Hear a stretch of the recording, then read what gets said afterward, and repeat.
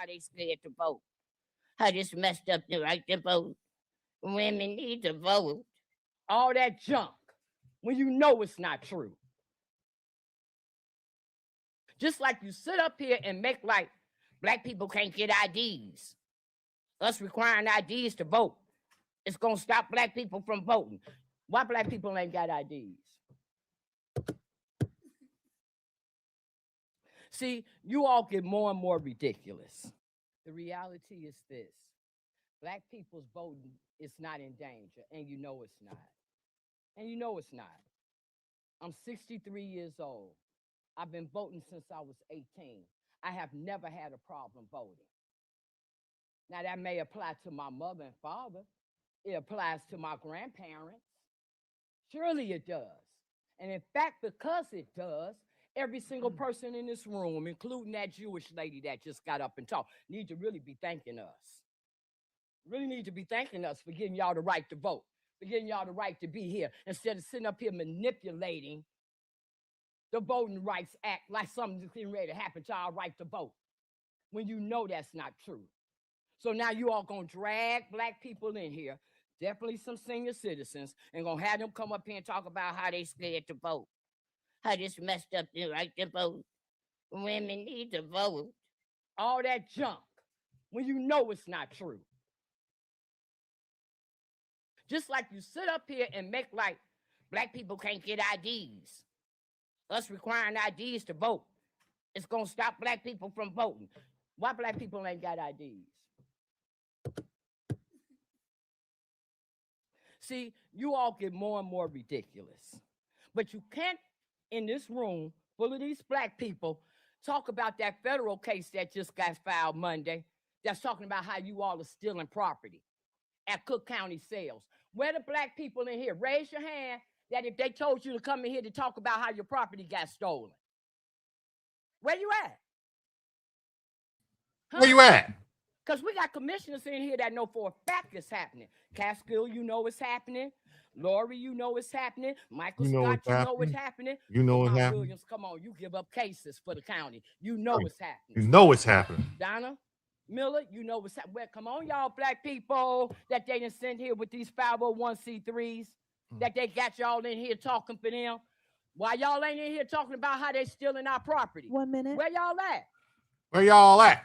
Come on, because y'all get ready to come up here to this mic and lie for the cameras to say that black people's voting is done by this Louisiana thing and Donald Trump and the Trump administration, when Donald Trump is at the in front of the Supreme Court right now, fighting for the 14th Amendment, saying that black people, that amendment was for black people. 30 seconds. Not for birthrights, not for people to anchor themselves over here illegally. And they got y'all black people in here getting ready to talk against him. I mean, y'all real sick up in the head. Sick up in the head. And more sick in the head. Spirit. That's right. Tell him. This is insane. Time has expired for the speaker. Next Y'all speaker, crazy. Taiwan Sim. Now, that's what we call a real one from Chicago. All right, people? That's a real one. She ain't playing. What's up, everybody? How's it going tonight? Let's see who's here. We got None of Your Businesses here. You're watching Gavea. Also waiting here when Robert raids. I'll be here twice.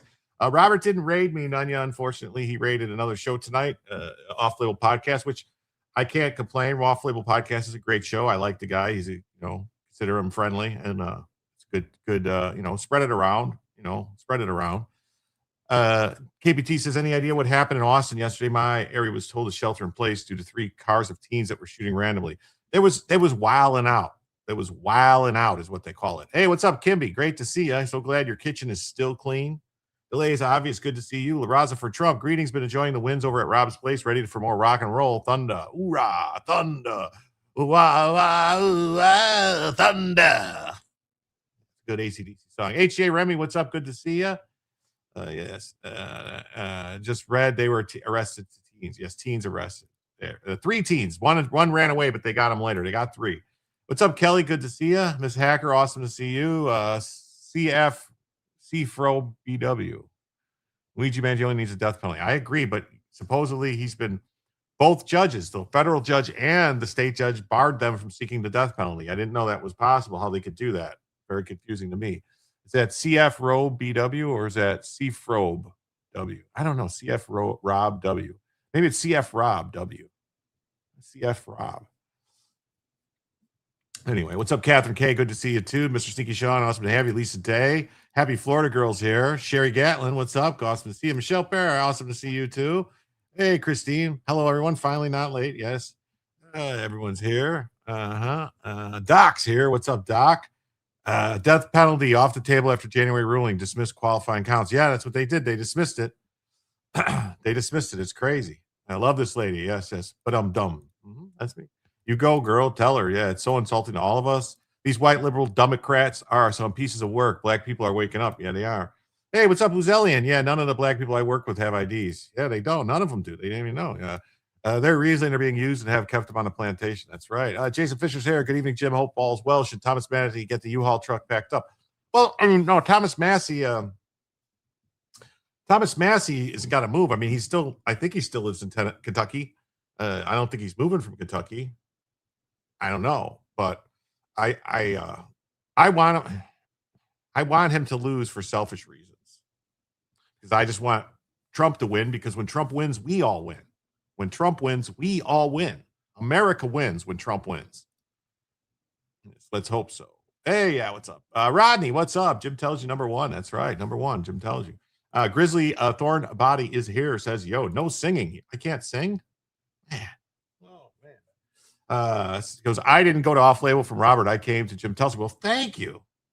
Yes, that's okay. All the cool kids are here. It's CF Rob W. Okay, I got it. Christian Fellowship Rob. Oh, awesome. Are you a Knight of Christendom? Are you a member of the Templars, Rob? Okay, just call you Rob? All right, I'll just call you Rob. YouTube censorship starts. I hope we primary out enough of the feckless Republicans that we can start seeing some of these traitor judges impeached, yes. You got to be joking. I thought it was bloking for it. Got to be joking. Good evening. Good evening. Good evening. Good evening. Yes. So we got a bunch of good news stories tonight to cover. We got people saying Taiwan's going to be invaded by China within the next 5 years. We got other people saying, no, China's never going to do that. We got rulings from New York on Luigi Mangione. The state judge is basically trying to say, like, oh, you needed a search warrant when you arrested this guy, and when he was wanted for murder and you came and arrest him, you couldn't check his backpack. You need a search warrant when you arrest somebody to check his backpack that's sitting there on the table. That's asinine. What, are they supposed to arrest him? And if there's a bomb or something in the backpack, they're just supposed to take it? It's called a custodial search, and they do it all the time. That's why whenever they impound your car, they search your car without a warrant. It's called a custodial search. This judge is cuckoo for Cocoa Puffs. So we're going to get into that. We also have the IRS settled with Trump over his loss of over them letting his tax, private tax information be stolen by someone who worked for them and given to the public. So they settled. Trump had filed a $10 billion lawsuit. They have settled for $1.7 billion, and it's going to be used to set up a fund to fight government weaponization against people. So that seems like a good thing. Hey, what's musically medicated? Said, hi, Jim, just popping in to say hi. Well, thank you for popping in to say hi. It's greatly appreciated. Yeah, Sylvia's here too. What's up, Sylvia? How you doing? Yeah. Lynn's here too. Hello, everybody. Yeah. So we're going to do that. So yeah, just so everybody knows, it's the beginning of the show. So I'll just go through it. We have also, I forgot. Oh my God. There's also another story, which we're going to, is in the top 4, which is a Mexican senator was just arrested in San Diego for working with the cartel. So we're going to get all into that. We also have some bunch of other stories to get into. We probably are going to talk about this mosque shooting a little bit, maybe. That's breaking news. And then there was some other breaking news stuff that we'll probably get into. But before we do that, let me just remind everybody that there is a goal, as there is with every show. All right. Show goes for about 2 hours, 2.5 hours, somewhere around there, unless we hit the goal of $100 in total across all platforms, YouTube Super Chats, Rumble Rants, becoming a member on YouTube or Rumble, or gifting memberships on YouTube or Rumble. And also we have Cash App, PayPal, Coffee, Ko-Fi, however you want to pronounce it, and Super Tips, along with Locals, Coins, and Kick and Twitch memberships. So you could gift memberships or become members on Kick or Twitch. And when I add it all up, and when we hit $100, we add an extra hour to the show. And then for each additional $100 that comes in, we add an additional hour to the show. Also, when we hit $50, we activate Bellavision. And Bella is, wrong camera. I'm moving the wrong camera. Oh my God, I'm moving the wrong camera. Oh no.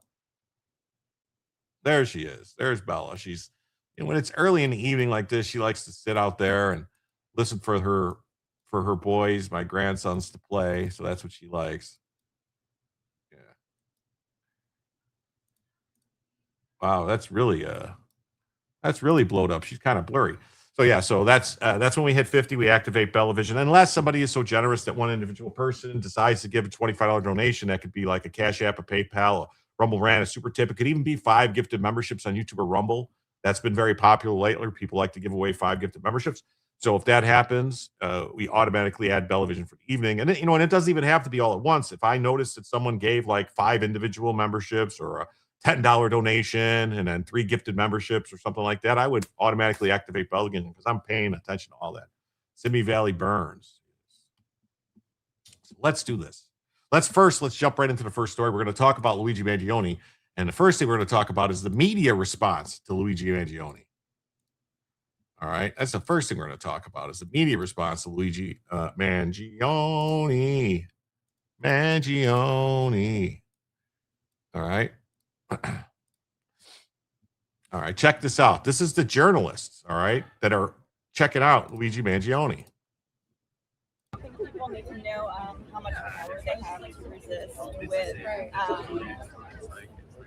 rights like jury nullification, which is information that's purposely obfuscated from the public. Jury null. They're talking about the media is here. They want to inform the jurors that they can perform jury nullification for Luigi Mangione. So this assassin who walked up behind a father and husband and shot him in the back of the head and killed him because he's the CEO of a healthcare company. They want the jury to be nullified. This is the media. These people have press passes. These people were given press passes by New York City. New York City? Yeah. Especially because our government and these health insurance companies, they're literally stealing our money and using it to kill us. Like, come on. The American people need to stand up for themselves. It's about time. It's beyond time. Yeah. I'm arriving late. Can you tell me who you are and why you're here today? My name is Lena, and just been court watching all of Luigi's court dates, and we're part of a group called the Mangione. You can find us on What are you called? the Mangione. We are a trio. Essentially, Mangione April is right there and stuff like that. We're essentially here to be Luigi Mangione's advocate as well as bring social issues to light.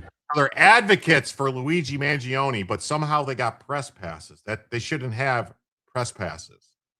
The fact that they gave press passes to advocates for Luigi Mangione. There's a problem in River City. There's a big problem in River City. Lady Bama, what's up? Good evening. Great to see you. Wheezy Bob, yes, mental illness is rampant. It really is. It is. What's up, American First? She's not press. She's leftist. They gave her a press pass. I guarantee if Joe or me tried to go get a press pass, they would give us a hard time and tell us, oh, no, you can't have a press pass. They would gladly put you on the train to Auschwitz for the slightest disagreement and not lose sleep over it. Yes, this is the problem. This is the thing we have to make sure people are aware of. There is no negotiating with these people. There is no living peaceably together with them. They will kill you and your family and laugh about it. Yeah, stand up for themselves by snuffing people out. Yeah, they're perfectly fine with it as long as they have a disagreement with you. You know, if they disagree with you on abortion or, immigration or gun control, they'll just kill you. That's how they feel. That's what they're all up for. And also having more youth engagement when it comes to social issues like these. That's our primary focus. Okay, got it. Yeah. So are you reporting on this trial? Yeah, we're Activist Press. Since it's very obvious that legacy media has some sort of agenda against Luigi Mangione and his supporters, and we're here to prove that we have the power as the people to get the public informed. What are your issues with the media coverage? Well, it's mostly the suppression of what's been going on, everything from not even mentioning how we've had an illegal cavity search done on a forgery charge. I have yet to see any news outlet whatsoever report on that. And also the fact that most of this evidence was unlawfully obtained. The chain of custody was broken, and that's just the truth of the matter. And it's horrible because the only... Oh, the chain of custody was... How is the chain of custody broken? How is it... They had a warrant for this guy for murder, and they arrested him. And they can search him. I don't understand where these people, what school of law they attended, because this is beyond ridiculous. But we're going to get into it because the judge seems to be part of this leftist group, because the judge is saying, like, no, you can't search his backpack. You had to just take it with, and if it blew up, that's on you. They don't love us, but we love and forgive them at our own expense. And people say that what Jesus wants us to do. Well, Jesus also says a lot of other things like,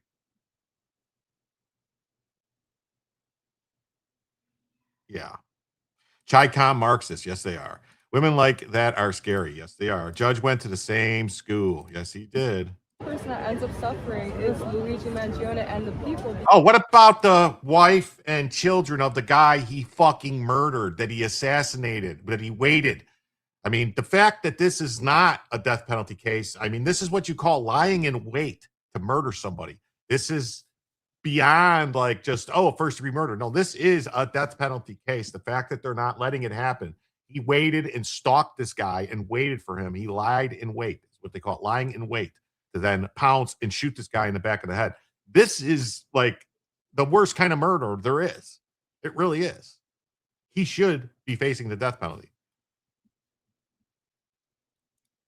Oh, his children are better off. Well, that's what these people think, but I doubt it. You like the curly Q?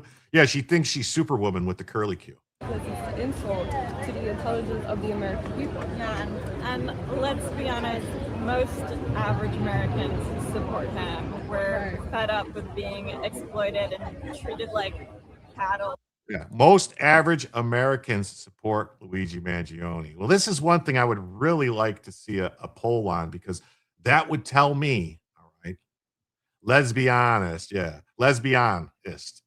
She's a lesbianist.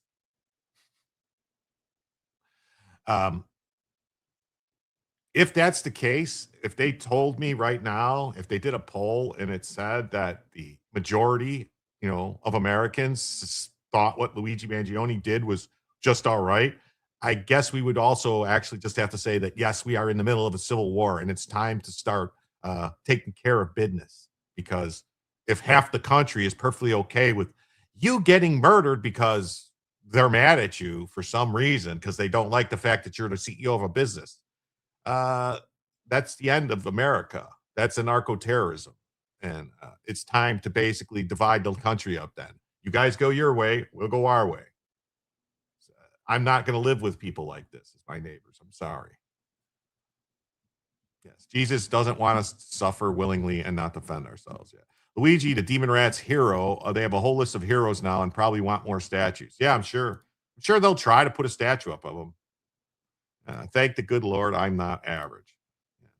The black pill person in me wants him and the latest Trump targeter to not be convicted. Yeah. No. Basically, blood sacrifices to line the pockets of health insurance executives and the politicians that they bribe with our money that they're stealing from us. It's pretty sickening. If I had to bet money, I would bet money that both of these women are on state-funded medical insurance, that they don't pay for it themselves. I would bet money on it. I mean, I would bet 10 G's on it. That none of them are actually paying their own insurance. Just look at them. They're not paying their own insurance. No, not at all. I'm saying these things because a lot of Christians put up with this stuff and they do not do anything about it. No, I agree. Jesus doesn't want you to be persecuted and suffer. But I suppress that person to me because it's not healthy. And SSRIs. Yeah, I'm sure state-funded SSRIs. Both women have SSRI medicines. Oh, yes, definitely. Definitely. But they're getting them through Medicaid or some other state-funded program because they probably are disabled somehow. You know, they've got something, the one stubbed her toe and she can no longer walk right. And the other one, she's mental issues and so can't work. And I mean, this is what we're dealing with. Honestly, this is what we're dealing with. We are at a point where the country is almost half people who do not contribute anything. They just take. Mitt Romney got in a lot of trouble when he said 40% of the country doesn't contribute at all. They don't pay any taxes. They're just takers, which is the fact. It's facts. It's closer to 50% now. It's probably higher if you count in all the 60 to 70 million illegal aliens that are all living off stealing from us and robbing us. It's the people that are out there working maybe are the real suckers for going out and working and paying our taxes and doing what's right. You may think these two are lesbos, but they definitely fillet Luigi at the drop of a hat. I'm sure probably would. But, with the recent research said most people with mental problems on meds vote liberal, mainly white liberal women. Surprise. Oh yeah, it's like 2 or 3 times the average. The people that are on the left have mental problems. It's like an insane number. Like almost 50% or 60% of them have mental problems. It's insane. It is. It's literally insane. And this is who the demon rat politicians are amping up and putting the cables on, getting them all charged up to get out there and take out normal everyday people. The people that we're up against aren't Christian. No, they hate Jesus. Yes, they do. You're in your 20s, in my 20s, years 2000, I didn't give a shake of a donkey's tail what was going on. Bliss. Well, that's the thing. That's what happens when you're young. Nobody cares. Nobody pays attention, And then when you start paying attention, sometimes it's hard to look away. Other countries have had revolutions for far less. We're pretty much the most cucked and submissive population in all of human history. And I'm tired of it. It's time for everyone to grow some fucking balls and stand and stand on business. What are your names? My name is Ashley. And I'm Lena. And your last name? I'm not going to give that up. I'm not going to give it because I go by Lena NW professionally. That's how you can find it. Okay, got it. And your organization? We are the Mangianistas on Instagram, and you're able to find us on Instagram, X, as well as TikTok. Thanks. Thank you. Leave a quick Thank you. Okay, well, there's one more video.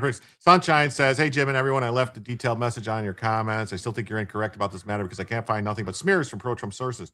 I covered this, Sunshine, in one of a previous video about Massey. I showed you the pictures and the videos of him at the event, the Iranian American Political Action Committee, They gave him awards. He was standing there with Ro Khanna and other people tied to the IRGC. I'm not making it up. All right. I will find it and I will show it to you. But I've showed it on the show. So I'll pull it up right now just to prove a point.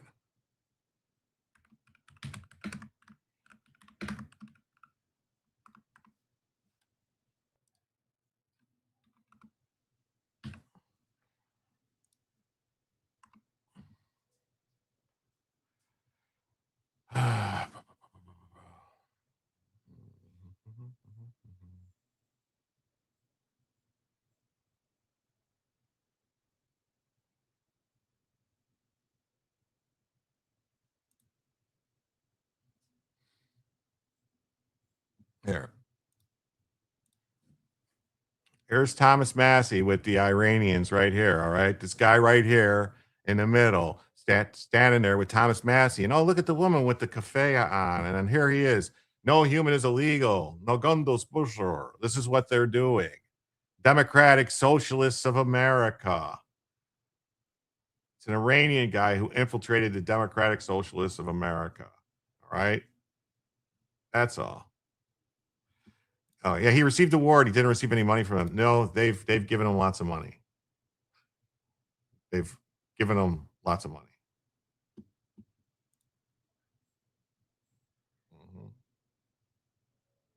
Here it is. The National Iranian American Council scoring U.S. and Senate members on voting records and actions that may impact Iran. Look at all these names. Oh, wait, these are all Democrats. Every one of them is a Democrat, except for Thomas Massey. He's the only one on the list that's a Republican. Wow, that's odd, isn't it? The National Iranian American Coalition, NIAC. Wow. Strange, isn't it?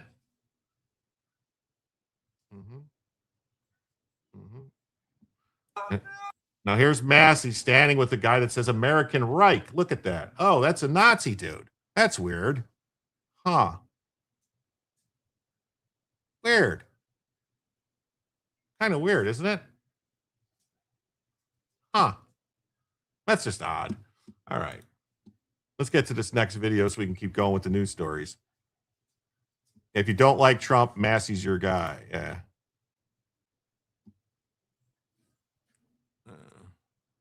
So here's this person that says she doesn't care about the guy who died. I said what I said. I don't give a fuck. His children are better off without him. They need to learn to not be like their dad and enjoy the blood money, kids.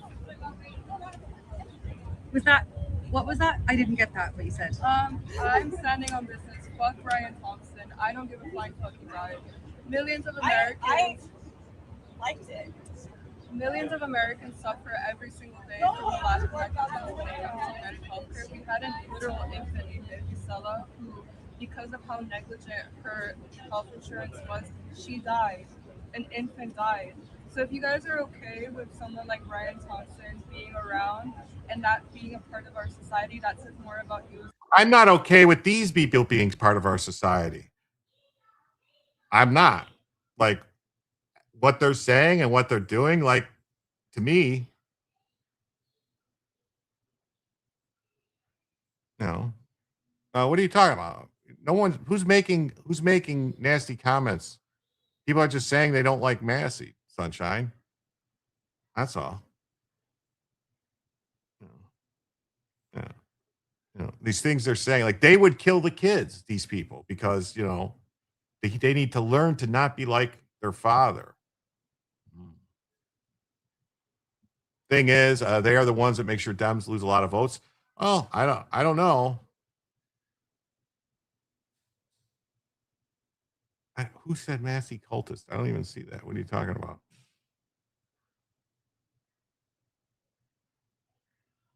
Yeah, she's right about that. The founders would have been stacking bodies by now. They would have been. Yeah. You think Massey got his brain broken by his wife dying? So I'm saying, like, when Massey was running around, all right, when Massey was running around with the, the debt clock thing and handing people debt clocks and doing all this stuff and talking about the debt, that's great. But now it seems like he's constantly voting with the Democrats. He's signing on to bills with Democrats. Democrats who are communists. That's it.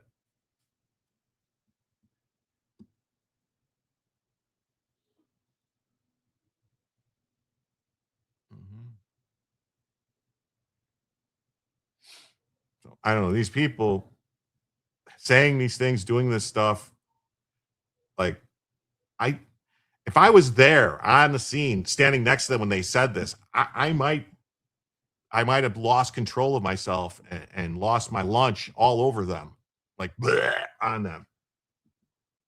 It would totally have been an accident. I wouldn't purposely puke on them or anything like that, or spit on them or nothing like that. But something needs to happen to these people. They need, they say like, oh, freedom of speech, but there's consequences for your speech. Well, this type of speech should be serious consequences for, because they're celebrating this person's death and laughing, and I'm standing on my business. Okay. All right.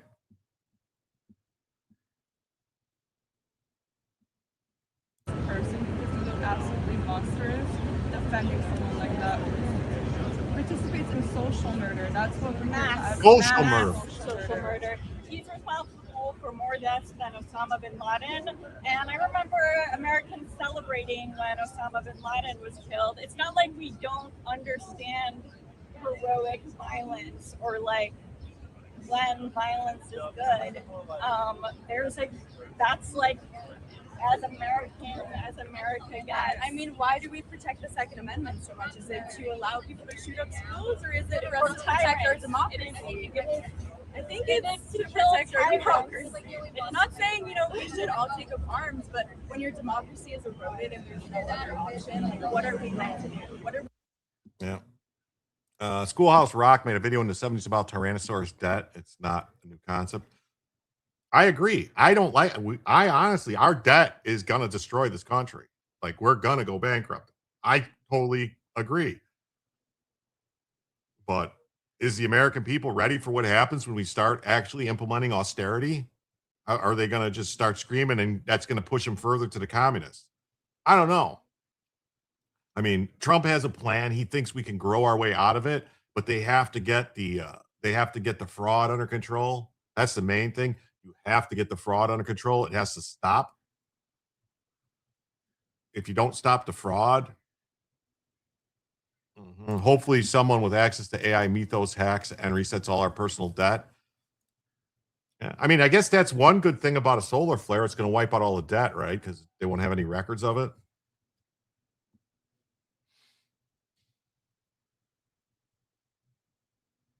Just act calm as long as you know what's happening. Our debt is it's insane. It's got to stop. AOC Army is coming to the South. Well, I hope so. Those women are so stupid. They are dangerous. Yes, they're extremely dangerous. And the problem is these people get jobs. Democrats put them in positions of power. They put them in charge of NGOs.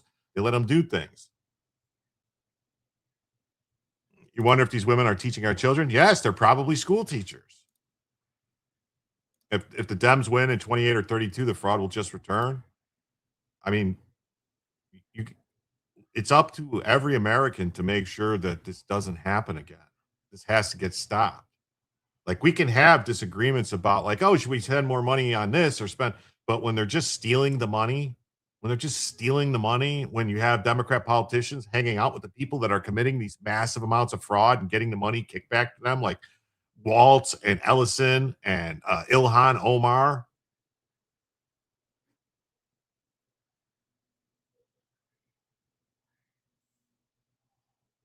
Sunshine, I don't know what you're talking about. People being rude and name calling. If people are calling Thomas Massey names, I mean, he's a congressman and a public figure. I can't tell people not to be upset with Thomas Massey. I think Thomas Massey has turned out to be a selfish piece of shit. That's my opinion. I'm sorry. Yes, we love you, Sunshine, but you can support Massey and think he's great. That's your prerogative. I don't have go to the video and look at the comments. I'm not going to go look at the comments right now. I'll check them later. I just, for whatever, you like him, that's great. Good. That's great. Awesome. What has he done? Every time every time his vote was needed, he went with the Democrats.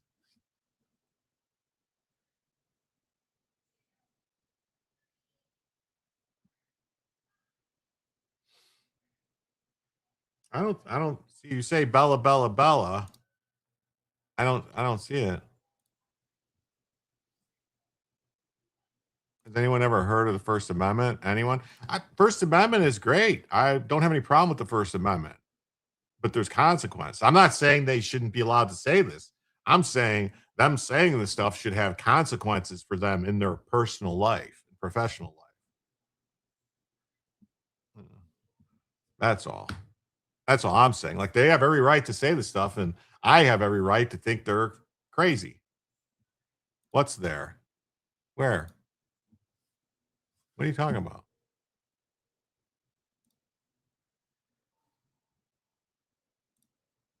Let me look. I don't see anything here. I don't see anything here. I'm getting is PayPal glitching? I don't see anything on PayPal. Oh. Yep, I'm sorry. It just popped up. I'm sorry, it just popped up. There, we'll get Bellavision going right there. Thank you.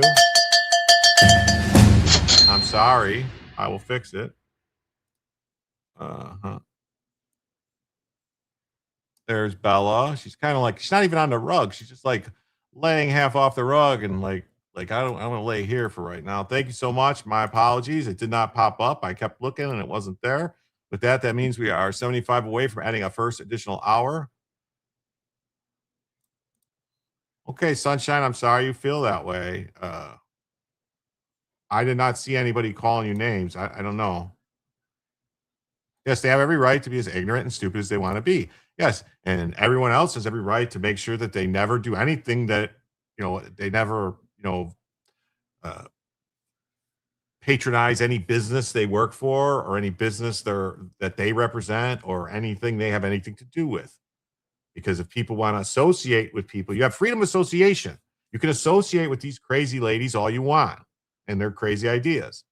But it's just like communists. If you associate with communists and hang out with communists, I want nothing to do with you. Because all you're doing is you're aiding communists to take power and destroy this country. That's how I feel about certain politicians who pal around with communists. They call us Nazis. It makes me laugh.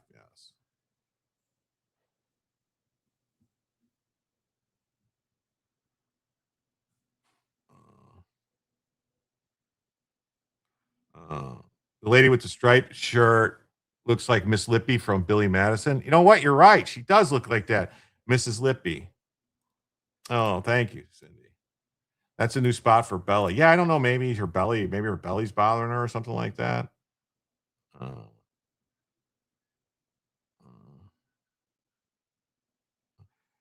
Bird Hands says it all. Oh, God. Yeah, you see that. I thought we were on Luigi. We were talking about Luigi. It's cooler on the floor.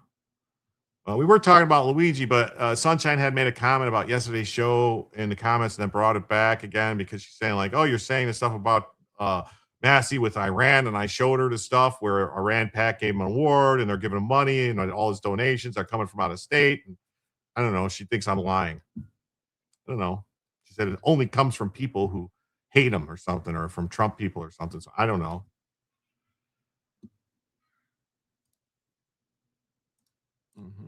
So Daily Caller, judge tosses evidence against Luigi Mangione. A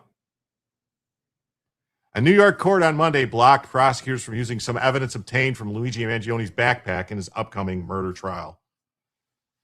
Altoona, Pennsylvania, police unlawfully searched his backpack without a warrant while questioning him at the McDonald's. What? Furman memories. He think he caused OJ to go free. Well, they use that as an excuse, but in all honesty, I'm not I'm not convinced OJ actually killed those people. I watched all the stuff. I watched the trial. I looked at the evidence, and there was some weak links in there in the case. I mean, the main one that makes me think it's not, Jim, it's not possible to not offend someone else if you say what you believe. And I'll tell you why. All right. This is it. You can say I'm dumb. You can say anything. You can call me names. You can say anything you want. But I think the fact that when they, the whole thing with the gloves, like if the gloves don't fit, you must have quit. That has nothing to do with them fitting or not. My thing is that he had a cut on his finger. And they made a big deal in the trial to say that he cut his finger when he was doing all this stabbing and stuff. There was no cuts in the gloves. There was no cuts in the gloves at all. So how was he wearing those gloves to do the murder and cut his finger while he was doing the murder, but yet there's no hole in the glove from the getting cut?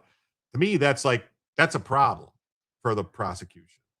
Like you don't explain that. The leather will shrink when it's wet. That's what I'm saying. It had nothing to do with me about the gloves because they said that those were the gloves that he was wearing when the murder took place and that he cut his finger when the murder took place, but yet there was no cut in the gloves. So to me, those two things can't be true. So you have to agree, strong possibility his son Jason did it. I think it was either his son or it was somebody maybe that he paid to do it. Maybe he was there watching it happen, but I don't think that he actually physically did it. OJ was shocked when the gloves didn't fit. That's what I'm saying. I don't know. You know what I'm saying? Like, I think those probably were his gloves. All right. The problem, though, is that there was no cut in the glove. Once you get that, you go, wait a minute. That they said that he cut his finger. They made a whole thing like that. OJ said that he cut his finger when he heard about it, that something with a glass in the hotel room. That was his story. But the prosecution said, no, he cut his finger when he was doing the killing.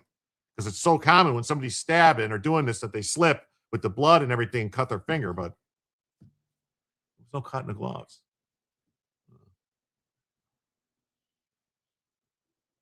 And how did OJ end two people and not one of them yell or scream? That's the thing. It might have been two people that did it, maybe. I don't know. Maybe he took the gloves off so they would not get all bloody. Maybe. He may have cut his finger in the hotel room. Both can be true. No, I understand. But what I'm saying, though, is that the prosecution in his case said that he cut his finger while doing the killing, that was proof that he cut his finger. That's all I'm saying. And so I'm like, well, you made this argument, and this argument doesn't hold water.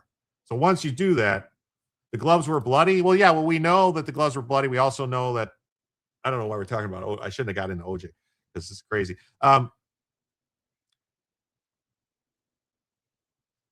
Jim started this channel a couple weeks ago and going to tell us all about it. All right, I did. Here's the thing.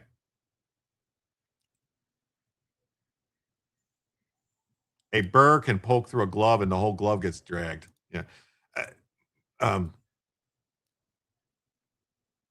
The whole thing about the blood, they know that these guys took the blood, and when they tested the blood had the additive in it that was in the vials that made it was, I can't remember what it's called. It was like an anticoagulant that was in the vials. And they found that in the blood. So that blood clearly was taken out of a vial. So I think these cops thought that they had the guy and they wanted to make sure they got him. And so they planted some evidence. And I mean, once you start doing that, it's like, I'm sorry, you don't know what to believe. If you ever need a glove to not fit, just splay your fingers and it won't fit. What's up, Kofi? Great to see you. Glenn Rogers killed OJ's wife. Okay. F OJ. Yes, I agree. He's, I don't care. I mean, your prediction is a quick acquittal for Luigi. I hope not, man.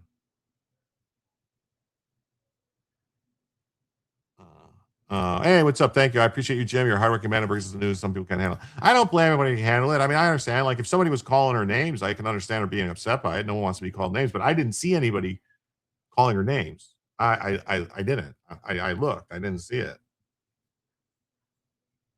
OJ didn't have the gloves on during the murder. That's possible, too. They said that he did, though, in the trial. They said he wore these gloves to commit the murder. So that's all I'm saying. There was fuckery afoot in OJ case. Yes. Furman died. When did he die? You didn't call her names. I know. I didn't call her names either. Did I? Did I call her names? I don't call people names.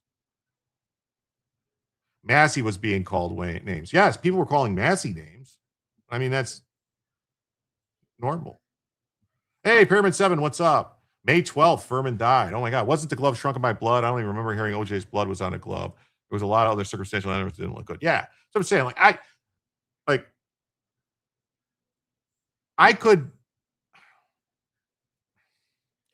just didn't see it. Like when they, like the arguments that the prosecutors made, some of them canceled each other out, you know.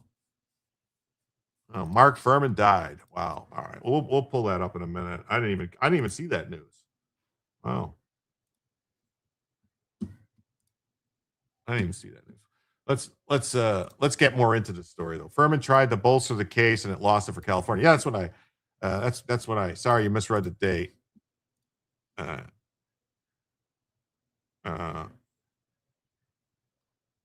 Yeah, Furman died today. Oh my God, Furman died today. Wow. Mark Furman died today. Wow. All right, we'll talk about it a little bit. We'll get to it. So the New York Supreme Court Justice Gregory Caro said in a Monday ruling that the prohibited evidence included the gun magazine, the cell phone, the passport, the wallet, and the computer chip. Yeah, well, too bad for him. The feds already said all that stuff's coming in. Yeah, I guess he died today. OJ's son did the murders. Yes, well, freedom of speech. Ta-da!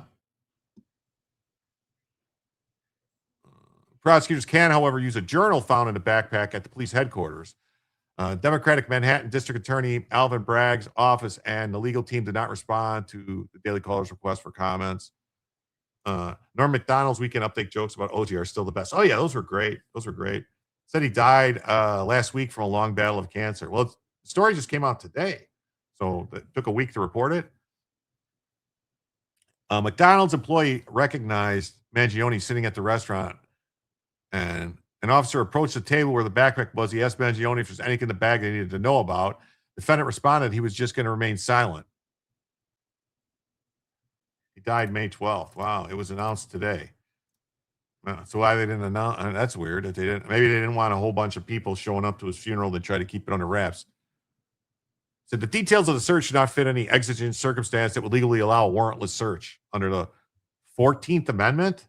It's the fourth. This judge doesn't even know that it's the 4th Amendment, not the 14th Amendment. Did this judge say the 14th Amendment? Oh my God. Mangione also faces a murder case and state level Pennsylvania charges related to his December arrest. A federal murder case. He secured another legal win in January when a Biden-appointed federal judge ruled that he would not face the possibility of the death penalty. So how is calling the 14th Amendment the reason why he can't have the evidence from the bag is ridiculous. I mean, unless they're going to say it's the 4th Amendment being applied to the states, but a federal judge already said that stuff was coming in. Judge blocks evidence from Luigi's backpack. State court judge blocked prosecutors from using some evidence from his backpack they detained when he was detained by police in Altoona, Pennsylvania. Evidence found during a search of his backpack at the McDonald's must be suppressed, including the magazine, cell phone, passport, wallet, and computer chip. However, a 3D printed gun, which is suspected of having been used in Thompson's murder, and a journal in the backpack, which was later inventoried by police at their headquarters, can be used as evidence. Unfortunately, with the NYC jury pool, all bets are off. New York State court judge blocked prosecutors from using some of the evidence in his backpack when he was detained at the McDonald's in Pennsylvania. Manhattan Supreme Court Judge Gregory Caro said that because the backpack was not sufficiently in Mangione's control when police were detaining him, it was sitting on a table. He was sitting in front of it. It was his backpack. This is ridiculous.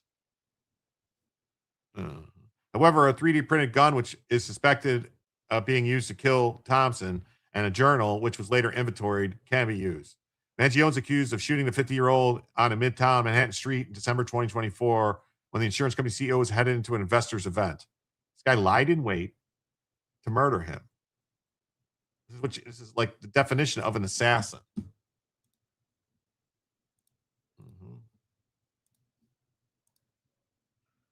Suspect murder weapons admissible, but not anything else.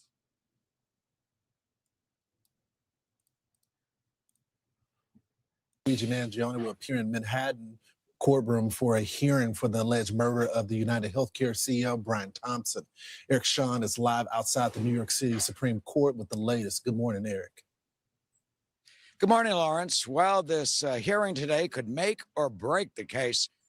That's part of the problem. Well, how did he know he would be there? That's part of the problem with the cell phone and computer chip and stuff, because he was tracking them. He was stalking them, and all that information's on the cell phone and on the computer chip and stuff. Maybe some of it's in the journal also, but that's part of the problem. Hey, Critter Sitter, what's up? Thanks for being here. Awesome to see you.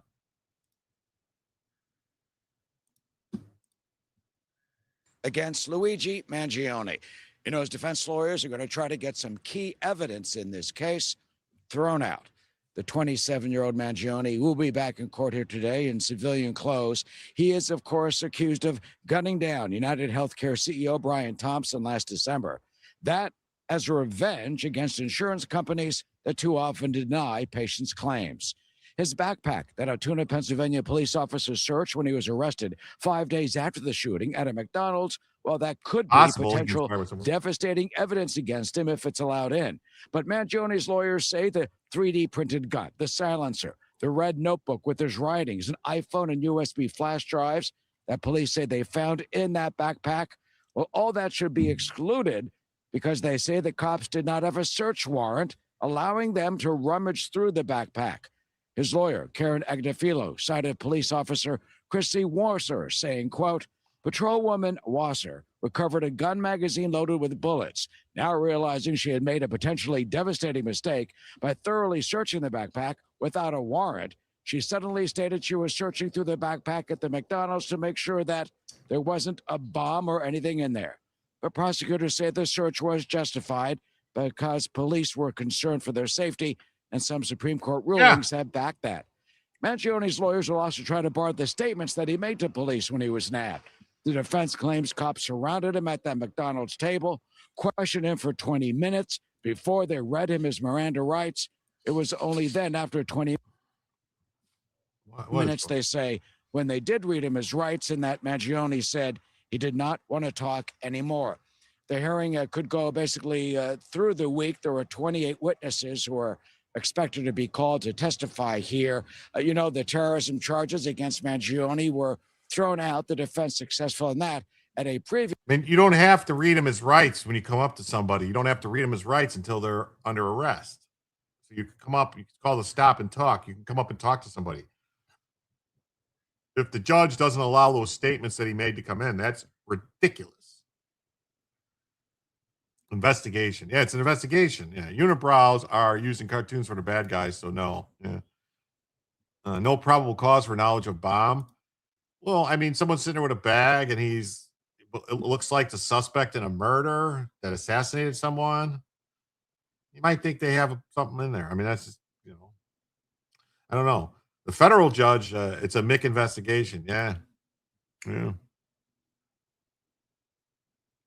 It's a suppressor, not a silencer.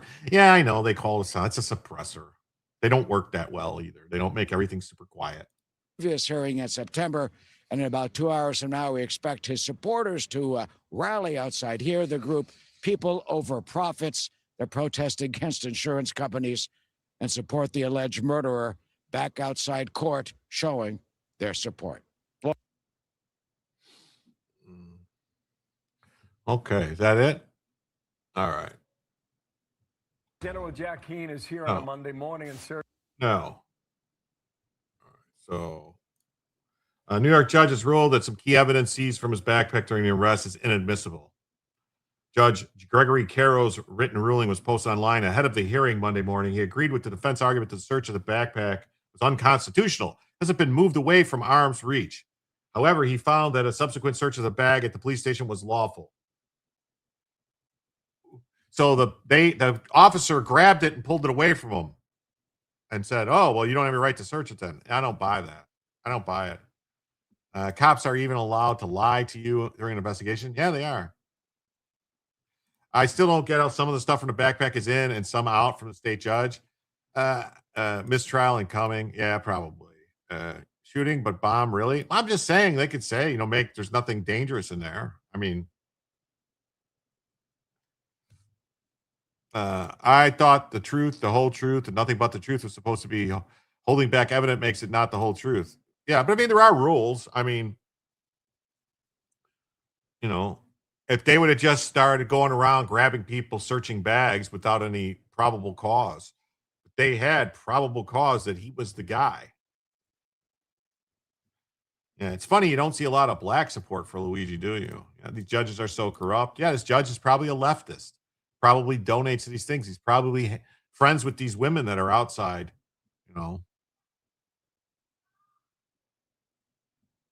in the courtroom. Yeah. So it's all. He also found that most of his statements to police would be admissible, except for some made about his alleged fake ID after police read him his Miranda warning. So the police read him his Miranda warning, and then he made some statements, and the judge is saying, no, we're not going to allow those statements in after you read him the Miranda warning. What? Yeah. Items taken out at the police station are in. Items taken out at McDonald's are out. That bag should have been searched before they ever got to the police station. What if there was something dangerous in the bag? How do you know? You don't know. You don't know. You don't bring stuff in your car without knowing. You don't bring stuff with you. It's called a custodial search. You have to check what's in there when you take somebody into custody. That's just the way it is. Once he was taken into custody, anything in that bag, searched in that bag, it's insane. I don't get this at all. A different judge overseeing the federal case has already rejected the defense's argument that the search was improper, and the evidence will be part of his federal trial. You think he'll be pardoned by Huckle? Maybe. Yeah.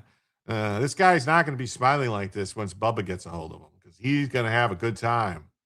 He's going to have a really good time when he gets to Lewisburg.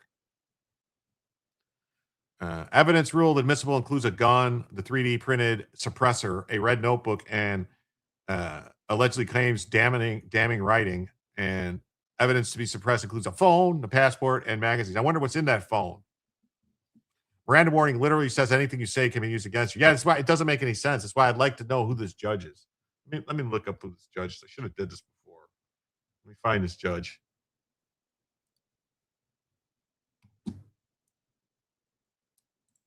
Let me find this judge.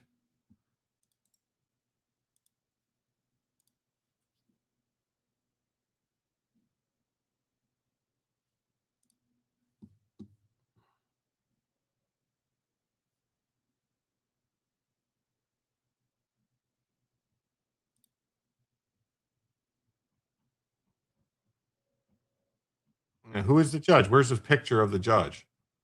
Come on. Why aren't you going to show a picture of the judge? Your article is who is the judge, but you don't show a picture of the judge. Wow. Wow, that's ridiculous. That is beyond ridiculous.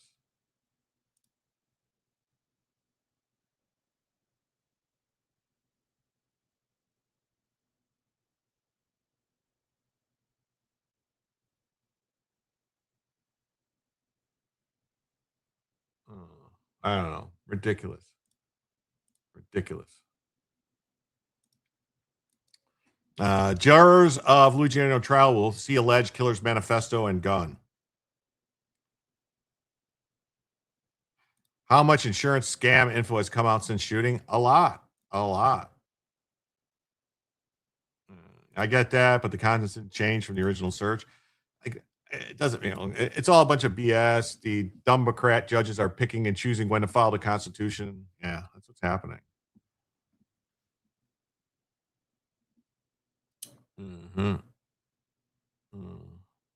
Just our flippy floppy judicial system.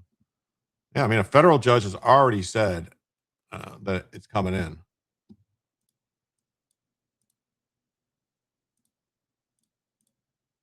the map issues, I find that the search of the backpack at the McDonald's was improper warrantless search, that the backpack was not within the immediate control or grabbable area of the defendant, and further, the people failed to demonstrate exigent circumstances. Therefore, those items found in the backpack during the search at the McDonald's will be suppressed. However, the people have established that the subsequent search of the backpack at the station was a valid inventory search, and therefore, the items recovered at the station will not be suppressed. So as to the Huntley issue, I find that the defendant was not in custody until about 9:47 a.m. So any statements before that will not be suppressed. However, as Miranda warnings were not given until some seconds after 9:48 in the morning, those statements made shortly before that in response to improper custodial questions that were not merely a request for pedigree information will be suppressed. The remaining statements will not be suppressed as they were either spontaneous or requests for pedigree or safety-related questions. So those statements will be permitted. So can you guys come up for a second? Your Honor, is this going to be on the record? I asked that it be on the record. Well, come on up first. Yeah. Yeah. Judiciary has become the enemy of justice. Judicial reforms are needed. Yes. What about the monopoly money? Could be a payoff. Yeah. Justice Gregory Carroll. Yeah, I look. Have our expert. Yeah. At NYU Langone So Health. whatever. Come on, stop with this crap. Anyway, all right. So that's it with that's the story with that. And then we'll jump on to this next story, which is it's official. Attorney General Todd Blanche just announced the anti-weaponization fund in the amount of $1.7 billion in exchange for dropping the president's $10 billion lawsuit against the IRS. Almost 1-to-1. Please hit like. Yeah. Would be nice. Be nice. Be nice. Hit like. Very nice if you hit the like button. Very, very nice. Wow. What's up, Shark Man? Thanks for being here. It's like the lonely idiot woman who fawned over Ted Bundy insanity. Yeah. It's crazy. Justice and relief is coming. So here's the settlement agreement. Does Tucker talk about anything else but Israel on his YouTube channel? I haven't seen it in a while. I haven't watched Tucker in a while. He seems to have like a serious Israel issue. Like he's got Israel on the brain. According to Kay Falders, the fund would draw money from the Treasury Department's judgment fund, a permanent appropriation used by the federal government to pay court judgments and settlements. She also reported that President Trump Truth and Justice Commission would include 5 commissioners, 4 of whom are appointed by the Attorney General, that Trump would have the right to remove without cause.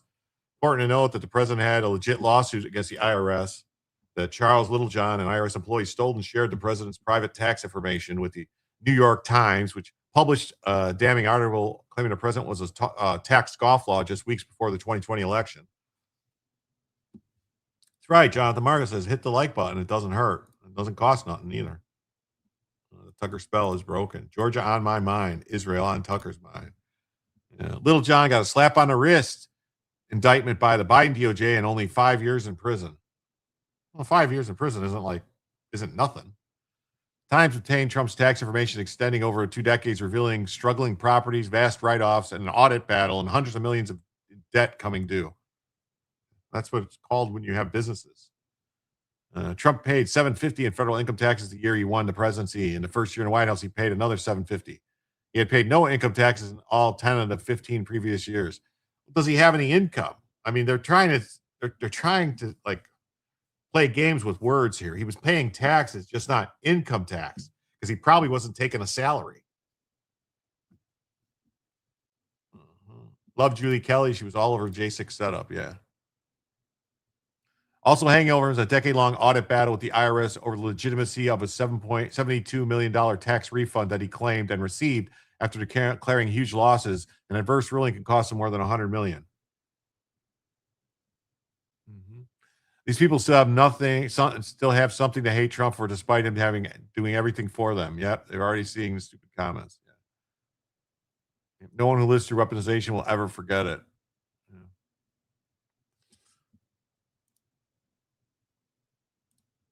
Trump drops the IRS suit in exchange for an apology and a 1776, so $1,776 billion fund. 1.776 billion fund. So that's 1776 for victims of government weaponization. Even Hunter Biden can ask for an award. Did you try Who is the Judge in the Luigi Mangione trial? No income tax in Florida. I did that and it wouldn't show me a picture. That's what I'm saying. There was articles saying, who's the judge? This is the judge. And they wouldn't show the picture. Hey, what's up, Dan? How you doing? Great to see you. Yep. Wow is right. Well, it says the divers of 4 Italian divers were found in a cave off the Maldives. Wow, that's crazy. President Trump dismissed his $10 billion lawsuit against the IRS.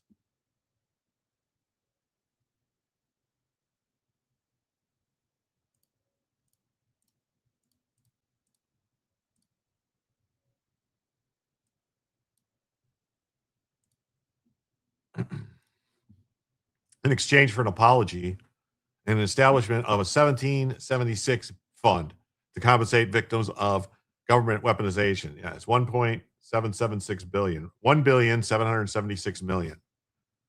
Anyone who believes they have been unfairly targeted by any administration can apply for compensation from the Justice Department's all brand new anti-weaponization fund, including those charged in connection to January 6th. Aha! Capitol riot and even disgraced former first son Biden. So all the Sunni. So January 6 people could apply. So we had a couple people who got charged with January 6 stuff that usually are in the chat. I wonder if they know about this. They can file for a claim there for weaponization. The point of this is to make isn't to make every January 6th or a millionaire, official said. The point is to compensate and to give entitled people back some of their dignity and some of what they lost, including money, whether it's for legal fees and other costs associated with what they went through. Hey, Steve, what's up? Great to see you.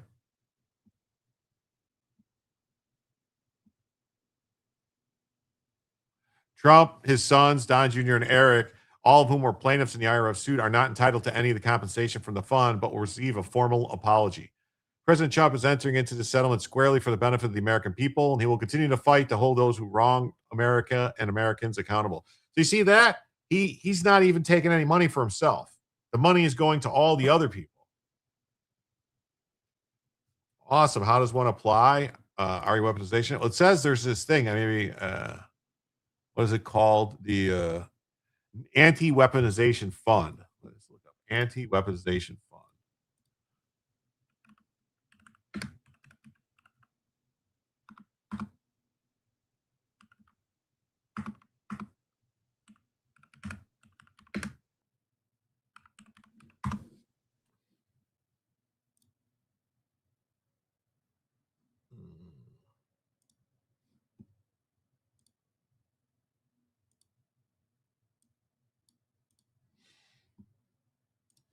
I have something.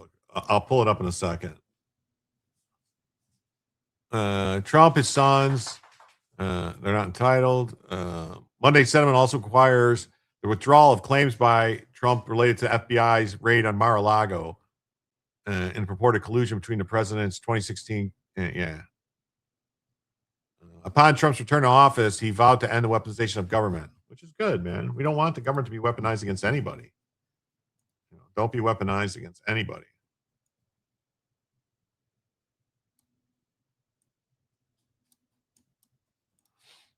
Oh, I didn't give Bella her pills today. Damn it. I knew I forgot something. That's why she's itching. It's among consideration for restitution for the fund are the strength of the claim, the actions of the claimant, the attorney's fees incurred, and what extent the claimant has already obtained any form of relief. Hey, what's up, Brian? Thanks for being here. Hey, Celtic Spirits, what's up? Great to see you. Your granddaughter got the $1,000 Trump account. I think it's more than 1,000 now. I thought it was more than that. I think because I think it was like multiple levels of money, like because other people matched it. So I thought it was up to like 4,000 or something.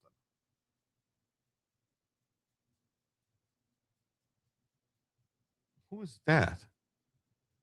Who are these people? Sitting, this girl and this guy. Who is that sitting next to Lara? That's Jared. Oh, is this guy her husband? And is this girl Don Jr.'s new lady? Is that what that is? It's the Trump kids, and then behind them are their significant others, I guess.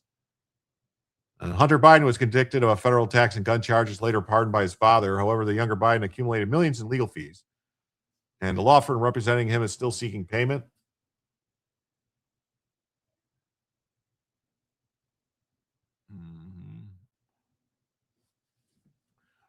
When asked if Hunter Biden could file a claim, they said they potentially expect it. Whether the commissioners will agree with that, and it feels like it needs to be compensated, that's something else they'll have to look at.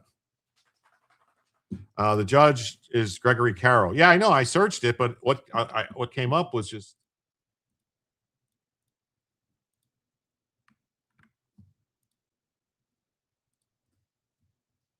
was just pictures of him, of what's his face.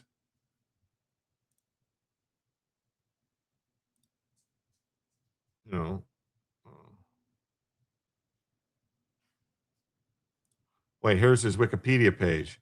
No pictures of him.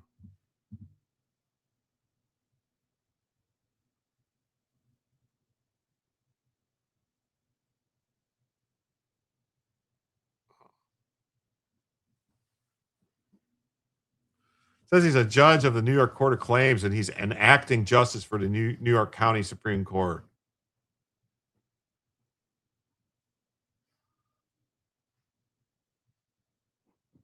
So he's a Puerto Rican judge, is what it says. It doesn't show a picture of him. It says he's a Puerto Rican judge. When he was appointed to the bench, he was one of only 3 Puerto Ricans on the bench.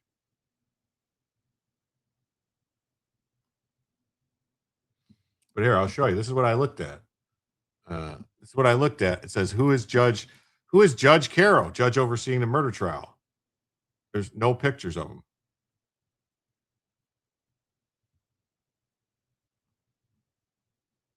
No pictures of the judge.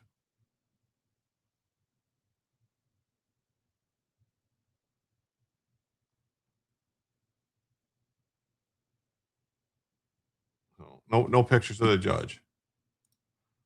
So here's more about the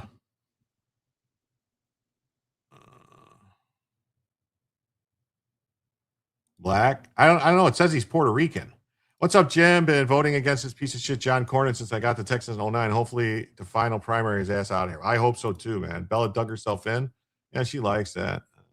Will free teeth give Mayor Bass to win? Maybe. I don't know.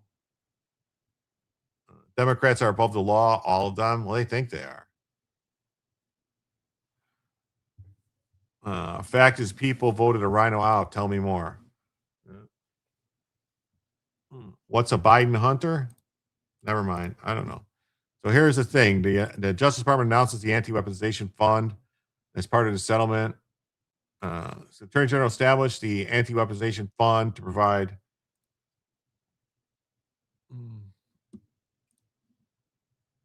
a thing. The machinery of government never be weaponized. Fund will receive 1776. And keeps Eagle hundreds of millions of dollars remain in the fund were distributed to nonprofits and NGOs that never made claims, whereas any money remaining in the anti-weaponization fund will revert to the federal government.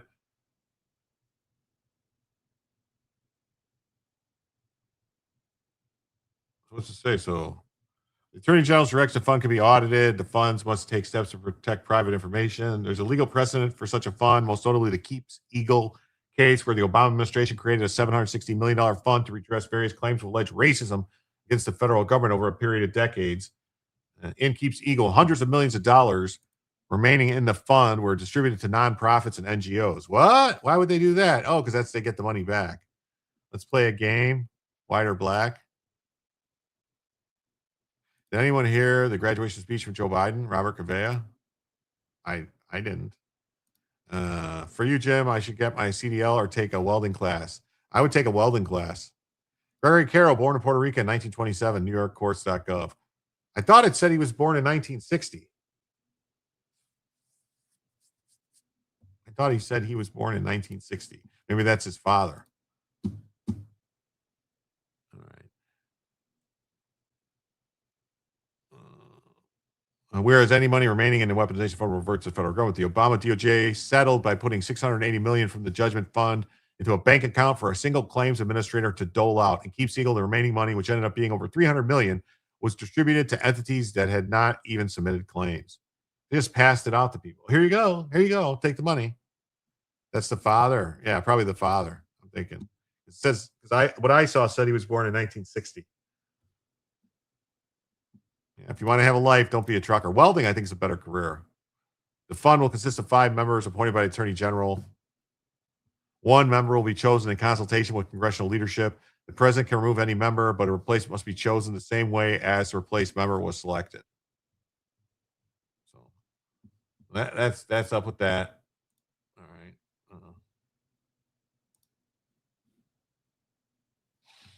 DOJ and Trump settled a $10 billion lawsuit. Trump settles $10 billion lawsuit against IRS over tax returns. So it was updated at that time. President Trump, Justice Department reached a $1.7 billion settlement. Well, it's 1776, 1.776 billion. So I would, that's another seven. They're basically leaving off $76 million. That's a lot of millions to leave off. Of Washington, President Donald Trump and the Justice Department have reached a settlement on the president's $10 billion lawsuit against the IRS. Mr. Trump's acting Attorney General Todd Blanche announced the president and other plaintiffs in the suit will receive formal apologies. There's nothing wrong with trucking. I'm just saying welding is a better career. The lawsuit claimed that the IRS allowed a government contractor to leak President Trump's tax returns. So let's talk about this one. Live to CBS News Justice reporter Jake Rosen in Washington. So, Jake, why the change in course? Well, we saw a couple of weeks ago read that both parties, the IRS and the Justice Department, moved in this lawsuit to postpone any deadlines for 90 days, as they said they wanted to reach some kind of agreement to stop, quote, prolonged litigation.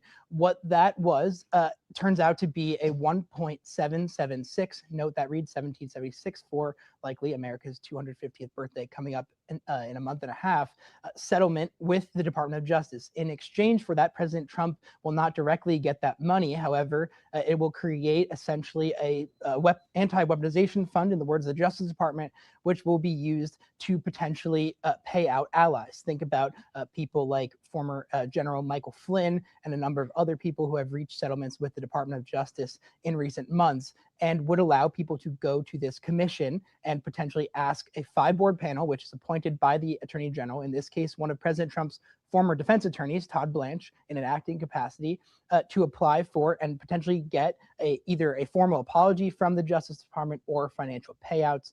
Those payouts would stop in December of 2028, right before whoever wins the 2028 election would potentially take over, and any money that's outstanding would go back to the federal government. There are many days in this job, Reed, where we talk about things that are unprecedented. This is certainly one of them. The federal judge who actually oversaw this case briefly while it was in court said that she was concerned that there really was no standing for President Trump to sue because he's suing in a personal capacity against his own government.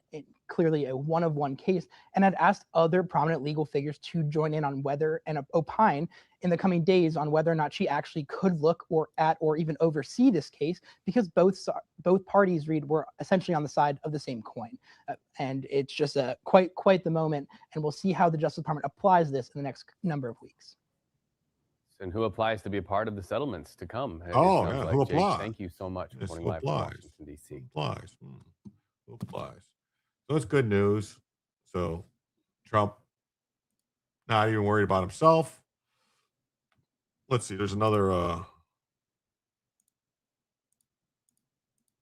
local news story here. Let's see. Is it gonna? Not gonna play, is it? CNBC just has it as $1.8 billion lawfare fund in exchange for Trump dropping a $10 billion lawsuit. Huh.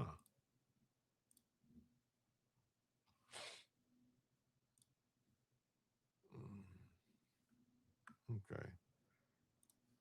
All right. So I think it's good. I hope everyone who was wrongfully persecuted by the Biden DOJ for January 6th and other things is able to get some compensation and get some recovery from this fund, which clearly Trump, in a selfless act, has decided to forgo any payment for himself and give it all to the American people who were persecuted just for supporting him.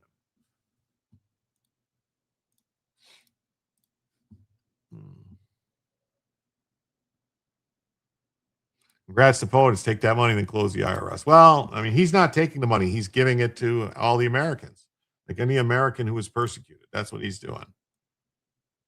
That's what he's doing. So, cartel-linked Mexican Senator Enrique Inzuza Cazares arrested in San Diego. He conspired with the Sinaloa cartel's Los Chapitos to flood America with deadly fentanyl and drugs in exchange for bribes and political protection. Wow. Wow, wow, wow. Chapitos. Sadly, many persecuted and others let off scot-free by Biden. True, my man gets my magic hands. Don't be nasty now. Be a welder and get massages on the weekend. Oh my God. If you marry right, you can have it at home. This is the guy. Sinaloa Senator Enrique Inzuza Cazares, a high-ranking member of Mexico's ruling Socialist Morena Party, has been arrested in San Diego.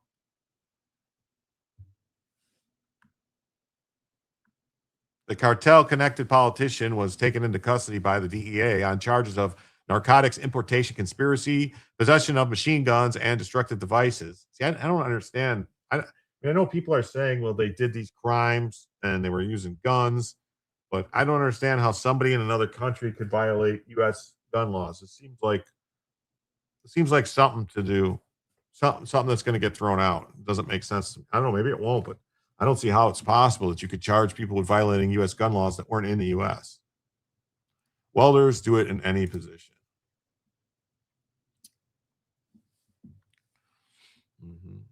Conspiracy possessed the same, according to Mexican news outlets and U.S. court documents.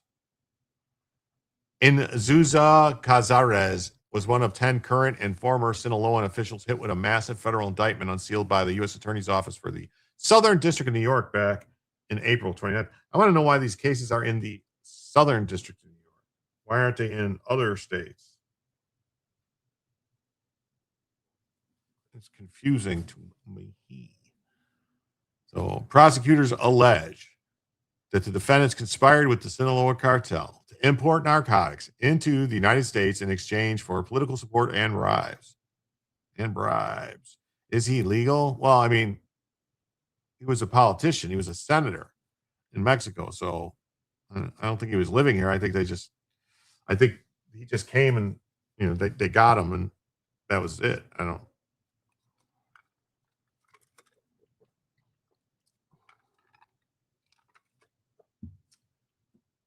The Sinaloa cartel is a ruthless criminal organization that has flooded this community with dangerous drugs for decades. As the indictment lays bare, the Sinaloa cartel and other drug trafficking organizations like it. I wonder, too, if this all has something to do with El Chapo wanting to get out and wanting to get sent back to Mexico. Like, if this is part of his deals, he's turning all these people in. His sons came and surrendered. They basically kidnapped Mayo, something, and brought him and turned him in. It's all connected. Yeah, I think it is. In Arcadia, where the Chinese mayor was spying. Yeah. Total movie stuff, I bet. Yeah. The support of corrupt foreign officials for deadly trafficking of drugs must end.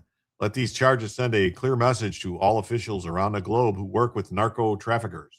No matter your title or position, we are committed to bringing you to justice. Sinaloa Senator Enrique Inzuza Cabeza, who is facing drug trafficking and weapons charges, was taken into custody in San Diego by the DEA. Wow, look at it. Why is she drawing that on her face? That makes no sense. Department of Justice and the DEA's field office did not respond to a request for comment.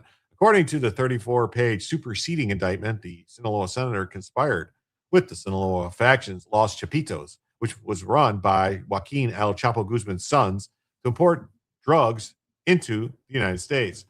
Well, I wonder if that's maybe they got him because the El Chapo's kids turned themselves in. They flew a private plane and turned themselves in about 2 months ago. El Chapo's kids, and they brought El Mayo with them. I have a feeling we're going to be seeing El Chapo get out of jail soon. I think this is all connected. I forget the mafia guy that would fly around with a helicopter around the Statue of Liberty.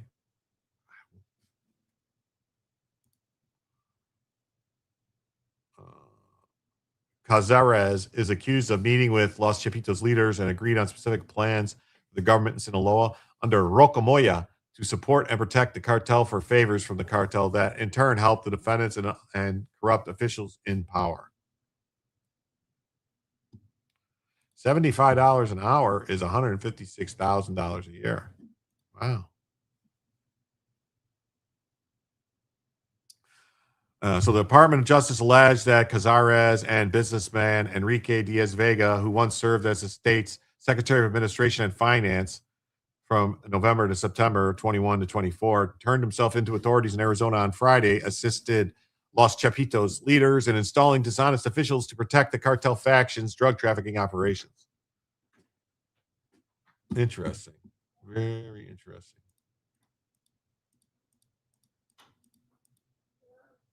Hold on. What's up, buddy? You need something?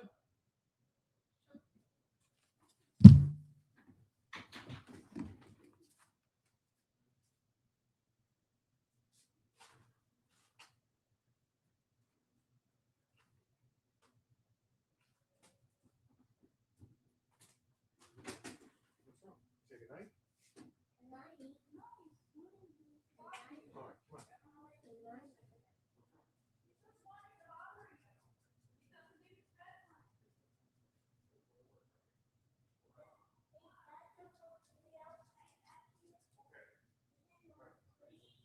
All right, go to bed. It's bedtime. Bedtime for James. All right. Good night. I love you.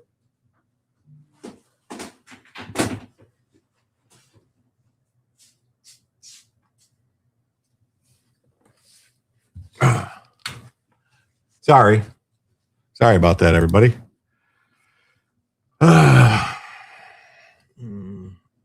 Playtime says Bella. No, it was my grandson. He wanted to say goodnight. Only half of us hit the like. It's free and it shows Jim. We appreciate him. I thought it was more than that. I'm amazed that Bella lets Jim stream with her. I thought she had standards. Well, or hit the thumbs down. Yeah, I don't care. Bella didn't escape. She's just getting some water. I'll fix it right now. Sorry about that.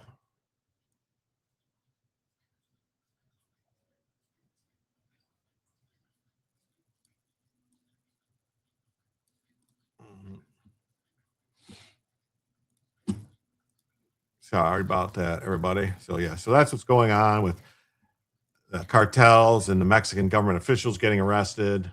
It's becoming very, very interesting. What is going on there? All right, that's better. All right, you need a dog. Engagement is engagement. Yeah, it doesn't work. Nice, thank you. So,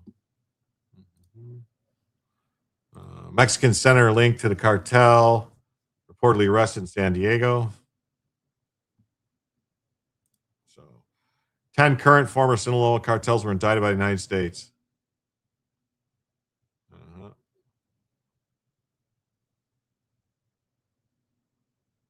4 Nicaraguan alleged members of the Mexican Sinaloan cartel. Why are Nicaraguan members of the Sinaloan cartel? Huh. So there's that.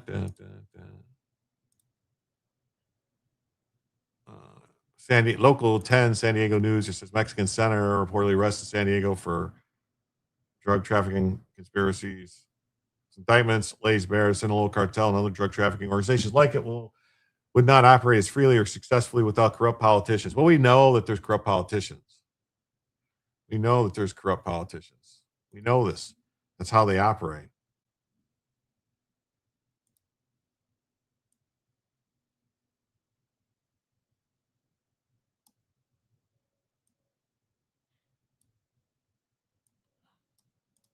How they operate. I don't want to spend a day without having a dog. You see 69 ups? That's awesome. That's awesome. I like 69s. Yes, I see 68 now. Wait, I see 68. Somebody put a thumbs down. Oh, that's terrible. Why would you do such a thing? Oh, no. Well, just refreshed 68, but it was at 39. Mine must have been frozen. Sorry, my streamer control sticks, it jumped to the down thumb. Corrected. Well, no problem. No problem with Tick Mike. No problem at all. So, all right, let's get to this next story here. Some advisors close to President Donald Trump are increasingly concerned that last week's summit with President Xi Jinping could embolden Beijing to move against Taiwan within the next 5 years.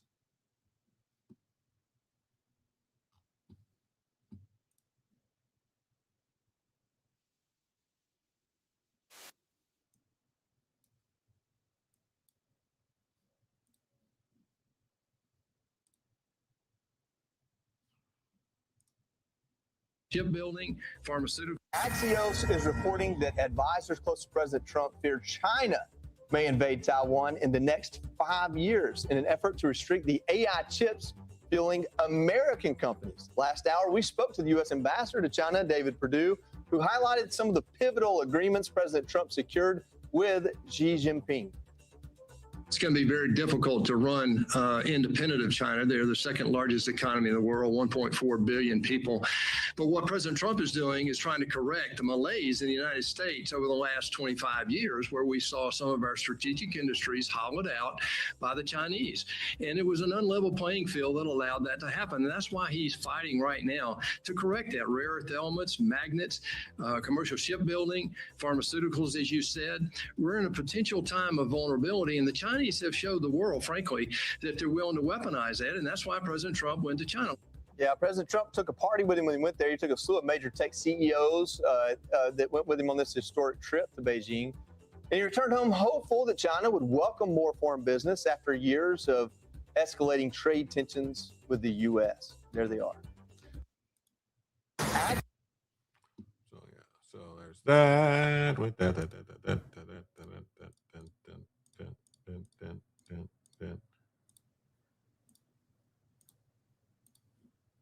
Trump advisors concerned China may target Taiwan in the next 5 years. Thanks, Brian. Miss One I Choose. Money not an issue. I am until I'm not.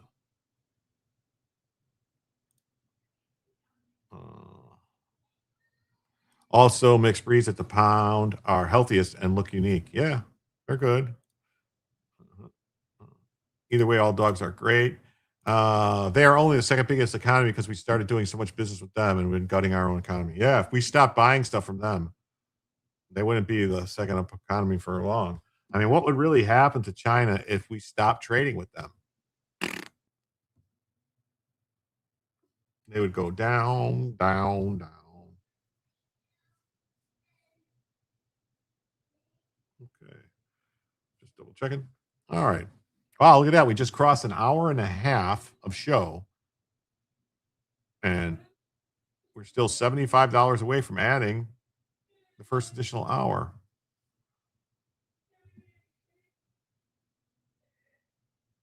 Some advisors close to Trump are increasingly concerned that last week's summit with Xi Jinping could embolden Beijing to move against Taiwan within the next 5 years. The move could potentially disrupt the global semiconductor supply chain, critical to U.S. artificial intelligence development. The concerns emerged despite Trump publicly praising the Beijing visit, which featured elaborate ceremonies and private meetings arranged by Xi during the president's trip to China. What happened?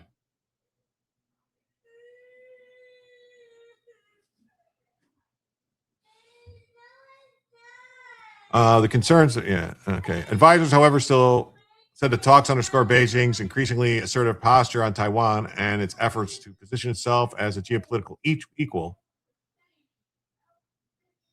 One Trump advisor described Xi's message during the summit as a declaration that China no longer sees itself as a rising power, but rather as Washington's peer, while asserting that Taiwan is mine. Yeah, he's tired. He should be in bed already. The advisor added the trip signaled a much higher likelihood that Taiwan will be on the table in the next 5 years. The advisor also warned that the United States remains vulnerable to disruptions in semiconductor production centered in Taiwan, home to much of the world's advanced chip manufacturing capacity. There's no way we can be ready economically. Those chip supply chains won't be anywhere close to self-sufficiency. For CEOs and the real economy as a whole, there's no more pressing issue than the supply chain for chips.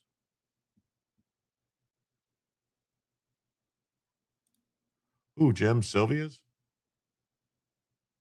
No, my grandson is tired. He's crying. You can't hear him crying out there?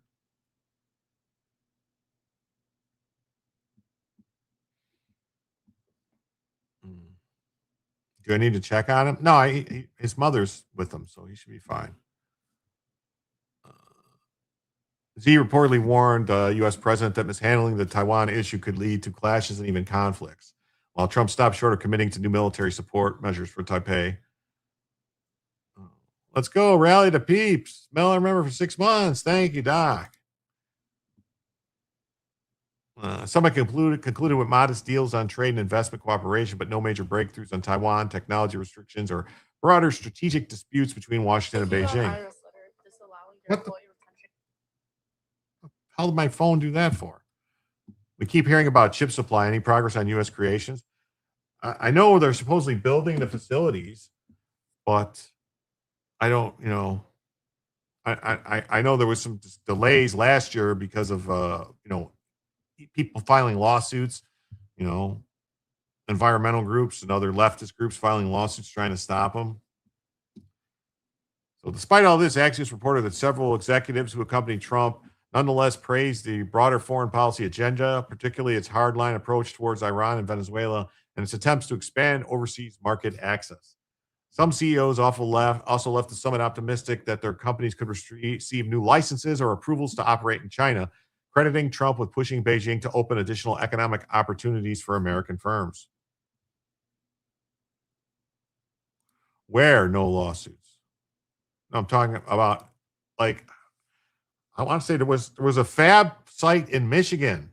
They were supposed to build some huge fab in Michigan, and it got sued and it got delayed. And I think they're trying to build some in Texas too. There's several facilities, but there's supposed to be a big Intel one in Michigan that I think they haven't even broke ground on yet, if I'm not mistaken, because it got delayed by lawsuits. People saying oh no, that's we got we prayed there once. It's sacred lands in Shia.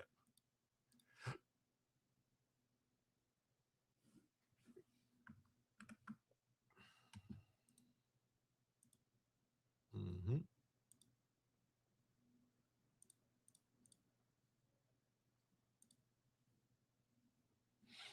Trump advisors fear China may target Taiwan in the next 5 years. Well, everybody fears it. I think it's going to be in the next couple months to a year.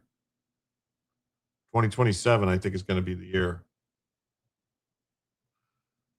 So, mm-hmm.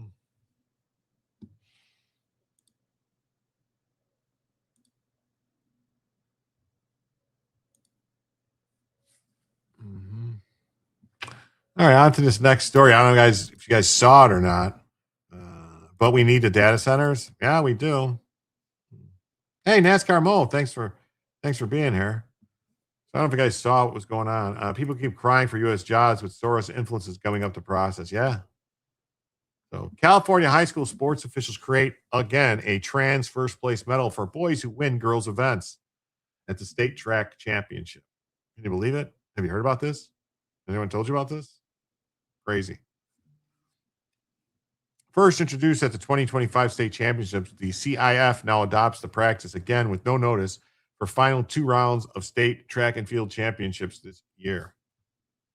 Data centers in Greenland. Yeah, that would be work. Why not Why not put some data centers in Greenland?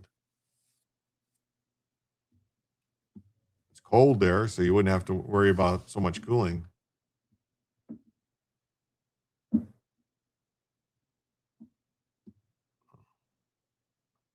I just don't want the data center in my backyard, literally. Yeah, most people don't.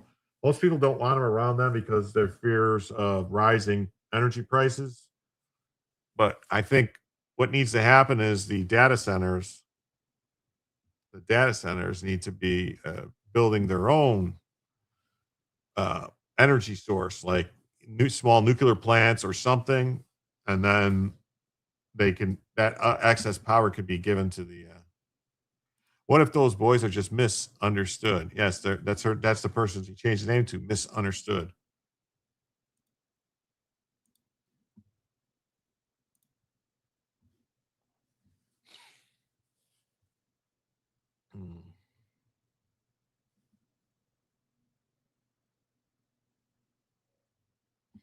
Okay, we will pull that up in a second. Looks like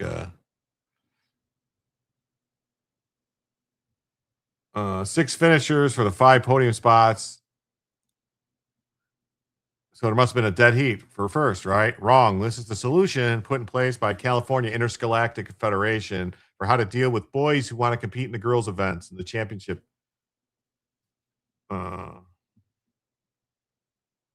Post millennial suspects die from self. Yeah. Okay. Oof. Oof.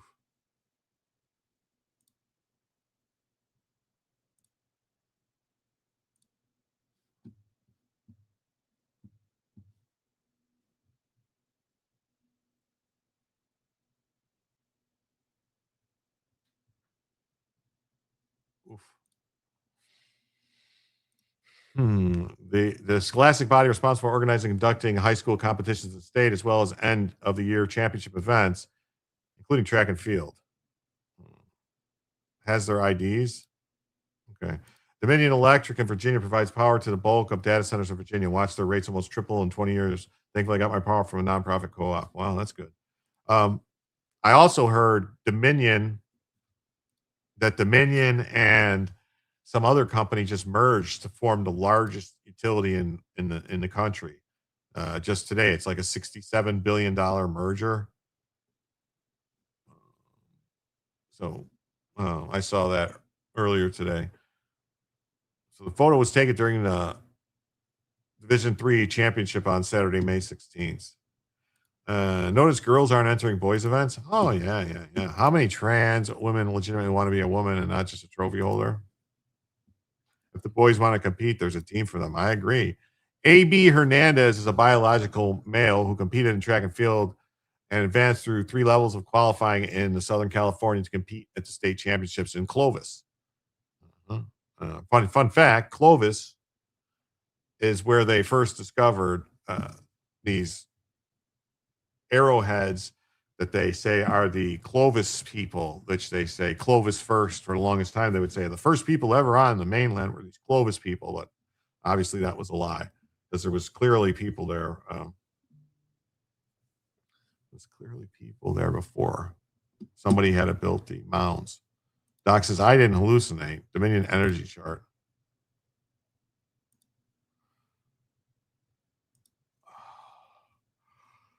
Oh, wow. Yeah, that's crazy. So look at this. Girls long jump. 5.88 meters. And the Kaylee Best had 5.81 meters. So he barely beat the girl. This one, 12.31 triple jump meters, and the other one was 12.04. So this Kaylee Best is a very good athlete, it seems like.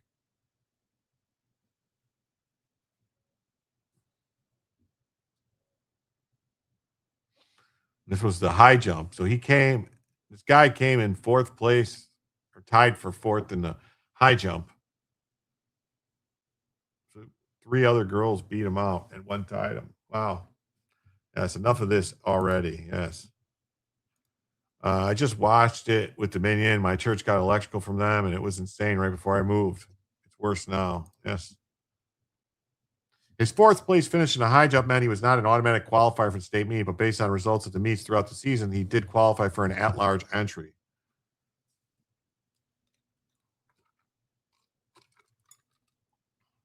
While his involvement in the Southern Sectional Regional meets in 2025 drew attention to press, the liberal politics that dominate Southern California meant the criticism was muted, and activists defending trans boys participating in high school girls sports were out in force on his behalf.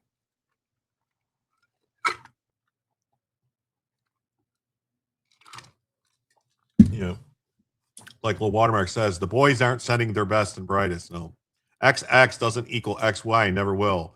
Where are all those self-righteous feminists? Yeah, where are they? The Dominion electric increase was bad enough. USAA posted a notice on the app about its usual increase in the utility bill. Wow. At large. Yeah, it's very large. That's what they say. Why are you gay? When AB arrived in Clovis, let's just say AB wasn't in Southern California any longer. Clovis is a suburb of Fresno, in the heart of the Central Valley, and it's as rad as any stretch of land in Texas, Wyoming, or West Virginia. The CIF officials tried to minimize the impact of the protesters by confining them to a designated protest area away from the spectators watching the events. But anyone caught protesting away from the designated area was trespassed and removed from the high school by the police. This just proves that these boys are not very good. Yeah. With no prior announcement on public debate on the policy, 2 days before the Meet CIF officials announced it, would award duplicate first place finishes and medals to both AB and any female athlete who finished behind him in a track event that AB won. In addition to any female participant who did not advance to the finals of an event due to the trans male finishing ahead of them, would advance to the finals with a special exemption. So they just let this person compete and just let everyone else compete around them. Just basically gave him participation trophy. So like, here you go. You participate. Cheater. These were hasty decisions that came as a result of President Trump threatening to withhold federal funding from any state that violates his executive order prohibiting state sports authorities from allowing biological males to compete in girls-only high school athletic events. CIF's problem was that they knew AB was likely to win one or more of the girls' events in which he was entered based on his performances throughout the season. His events are measurement events, how far and how high he could jump. All the results leading up to the state meet show that he could jump farther and higher than any of the girls. The presence of the national media and the fact that the meet wasn't in friendly confines of Southern or Northern California ensured that there would be meaningful protest activity on behalf of the girls who would be victimized by having their accomplishments taken away. So how did AB do in state championships with all the best girls from throughout the state? Well, this one, the triple jump, it says this person, oh man, 42, 2.75. And this one's 40, 05. So almost a half a meter. It was more than half a meter. He beat that person by so a foot and a half, something like that, 2 feet.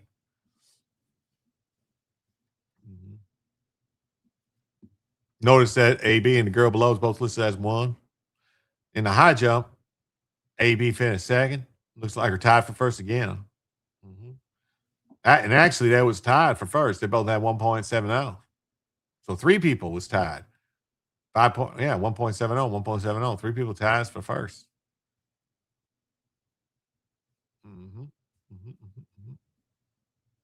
Then finished fourth over here. Second in the long jump. Tied for second with the other people. Yep.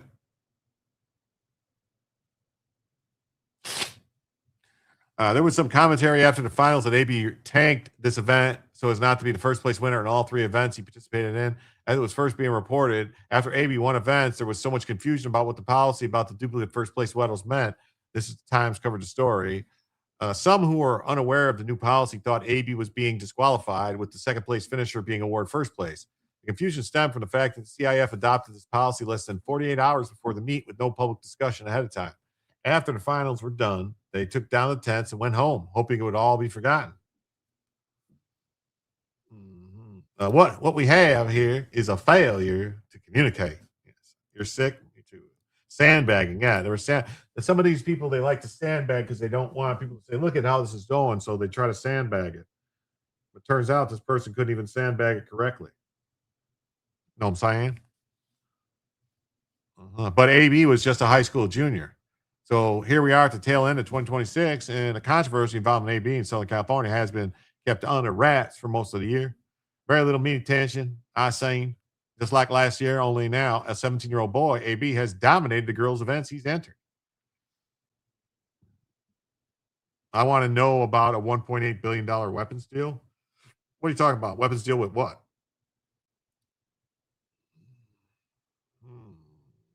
What we have here is people wanting to cheat the system.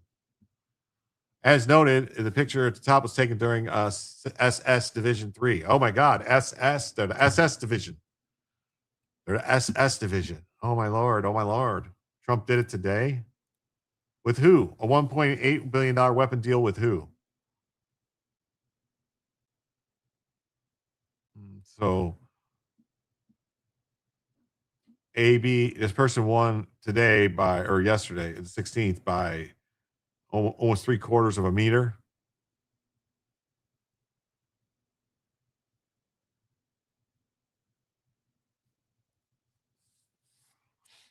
Half a meter. Remember, we only have girls' sports because the scholarships were only going to boys, and this was to help level the playing field. Yeah, that's what they did. It was Title VII, right? Yeah. He won triple jump by more than 2 feet, long jump by nearly 1.5 feet, and he was the only jumper to clear 5'8" on the high jump. CF handed out to coaches on the morning of the meet a letter stating that it was adopting for the remainder the practice to put in place at the state meet in Clovis, now referring to that scramble as pilot program. Title 7 or 9? I think Title 7 is the one that established the girls' sports stuff, or it could have been Title 9. I'm not sure. He. It's not she. Yes, you're right. I'm sorry. Did I say she?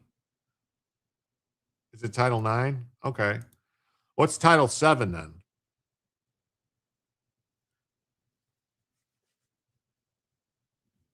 You sent on X. All right. Title 9.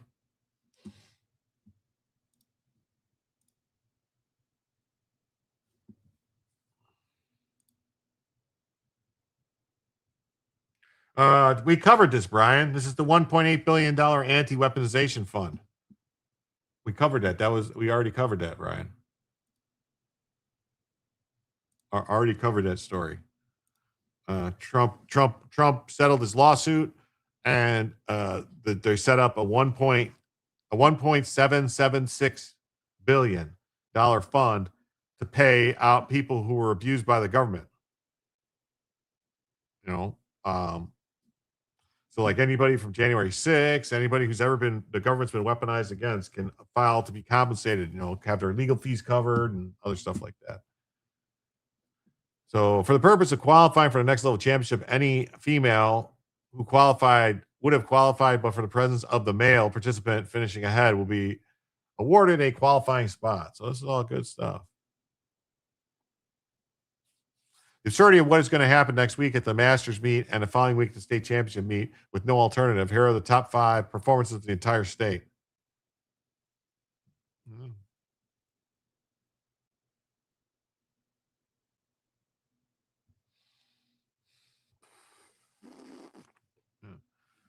So trans right activists demanding that the trans boy be allowed to participate in high school sports based on what gender they think they are in their head.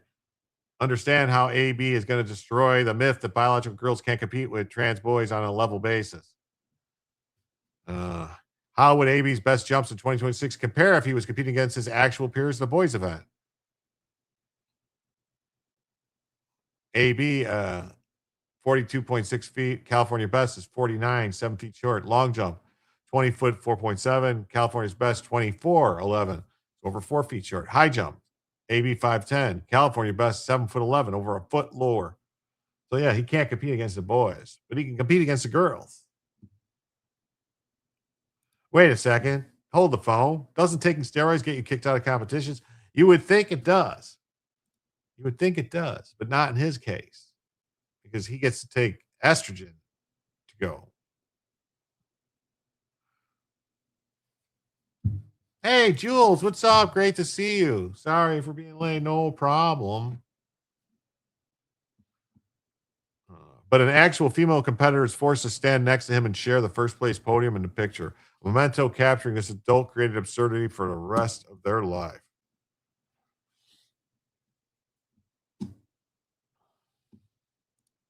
How can this even be allowed? The woke needs to wake the F up. Yes.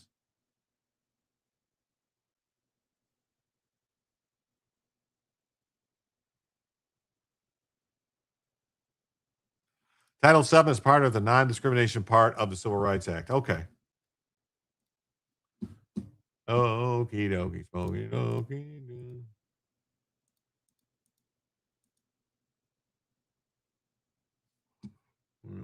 Real quick, we'll say Riley Gaines, California transgender athlete, podium sharing policy, psychological abuse of girls. Look at this. We have a gifted membership from Brian Ogden. Thank you, Brian Ogden. Thank you so much, Brian Ogden, for the gifted membership. That membership went to Vice Baby. Oh, look at that. Vice Baby became a gifted member. Thank you, Vice Baby, for being a member and a subscriber. Your dad is greatly missed by all. Everyone I know misses him very much. He's a very, very entertaining streamer, and a lot of fun was had with him, especially on F It Fridays.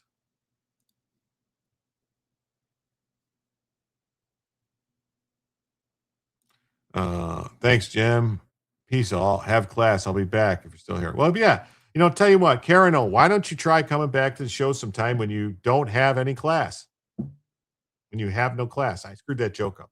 That's a joke from Back to School. Rodney Dangerfield tells a girl like, well, how about calling me when you have no class?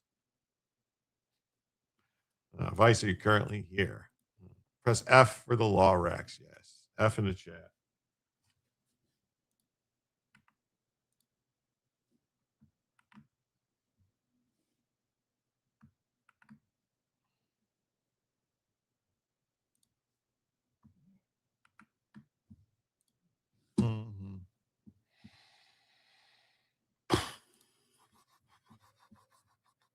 I believe they're just seeking a public humiliation ritual for the girls. 12-time NCAA All-American female athlete Riley Gaines said. What is the law racks? Oh, his name was well, dad joke. Yes. The law racks. And it was a Rodney Dangerfield joke. Yeah, I miss Jeff so much. Law racks was Jeff Legal Vices because he had like that. You ever seen? Remember the what's it called? The Lorax or the Lorax, Lorax, the Lorax.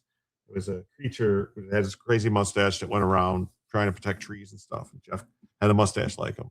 Michelle says, I'm off the bed. My deck is being rebuilt and the workers are here early. Well, tell them to keep it quiet because I'm still sleeping. Good night, Brian.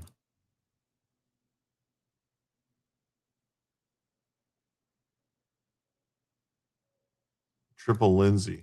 Yeah. Mm-hmm. Mm-hmm. Oh, I forgot to do this. Wow. So I forgot to do this. That means we're $69 away from the first additional hour of the show. Sorry about that. And now we got another one, right? That's another one from Brian Ogden, another gifted membership. Yes, a Dr. Seuss character. Yeah, thank you.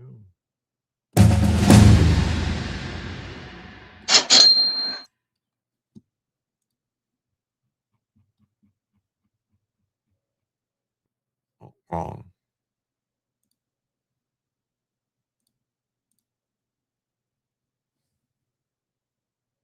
It says Sir Loke. Sir Loke. Like Tone Loke, Sir Loke.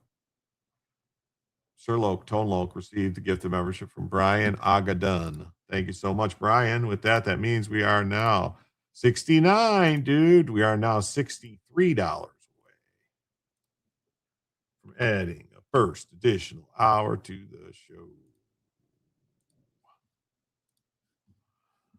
Brian says, we aren't going to get it, but I'll donate. Well, you can save it for another night. We're not going to make it. We're not going to make it tonight, I don't think. It's been very slow, very small crowd tonight.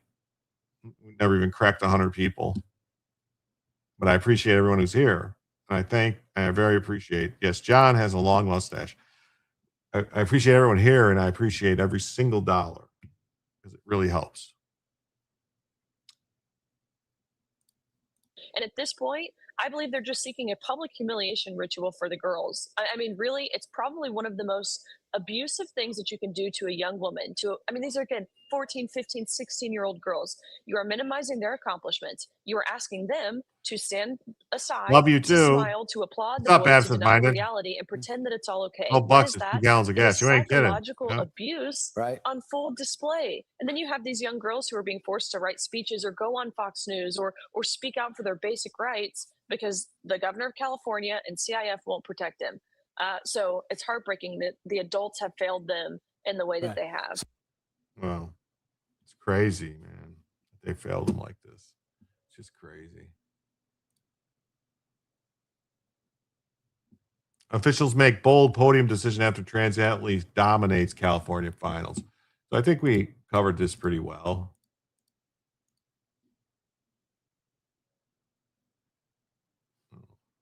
Trans high school athlete sparks shocking podium decision after sweeping California finals. All right, now here's the story. So we're gonna jump right up. So we covered that pretty good. So I think everyone here can agree that boys should compete against boys and girls should compete against girls.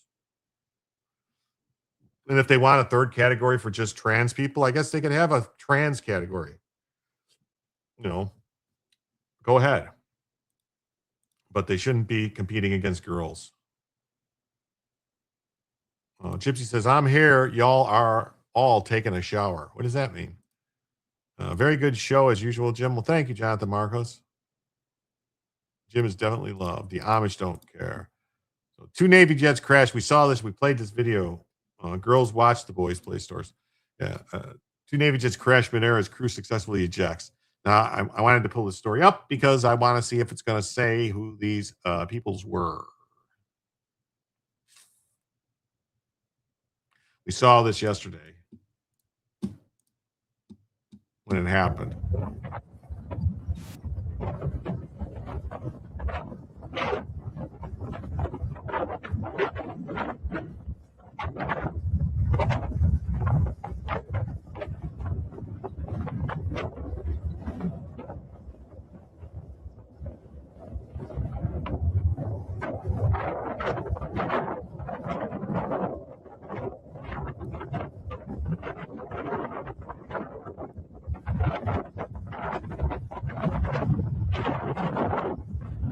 Wow.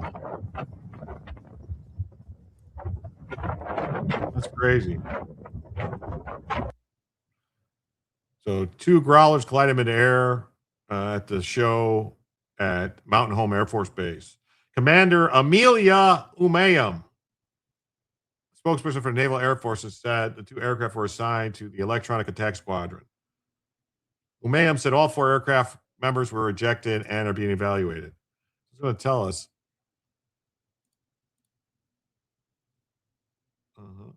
Dramatic video posted to social media shows the 2 jets colliding. Emergency responders are on the scene. David Katz, who attended the air show with his family, told Fox News he witnessed what appeared to be 2 aircraft colliding. That's a very expensive boo-boo.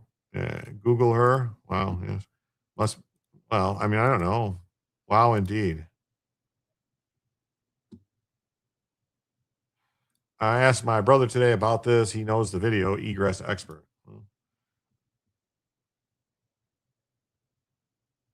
Did they have their ALQ-99 pods on them?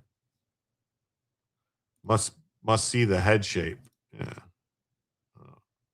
1 DEI pilot. It might be. Can we even replace those planes? These planes, I believe we can replace. These are F-18 Hornets, Super Hornets. I think these are still being made. if they were Raptors, those are not replaceable, which is crazy that we can't replace. We don't have any way to replace them or anything. If once they go away, it's it. That's it. When they,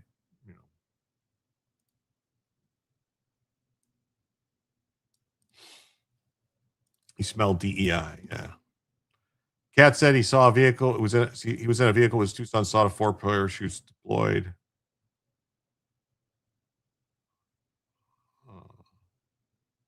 So it's glad the soldiers are okay because those cannot be replaced. Oh, definitely. The Growler line was shut down a few years ago. Oh, that's great. We wouldn't have Raptors at an air show. Yeah.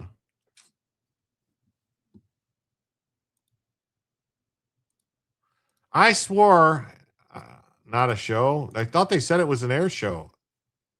There was an air show at the Mountain Home Air Base. I swore that I saw many years ago, many years ago, F-22 Raptors at the Chicago Air Show. I could swear I did.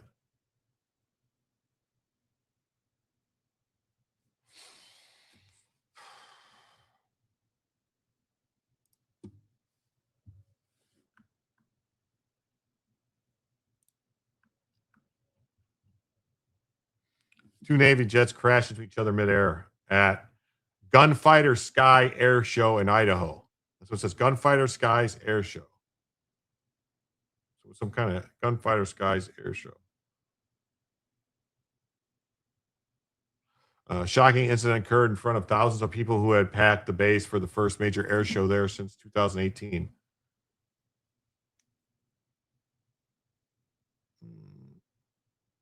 Crews reportedly ejected safely. We saw this, saw that. Base, it was immediately placed on lockdown while emergency responders rushed to the scene.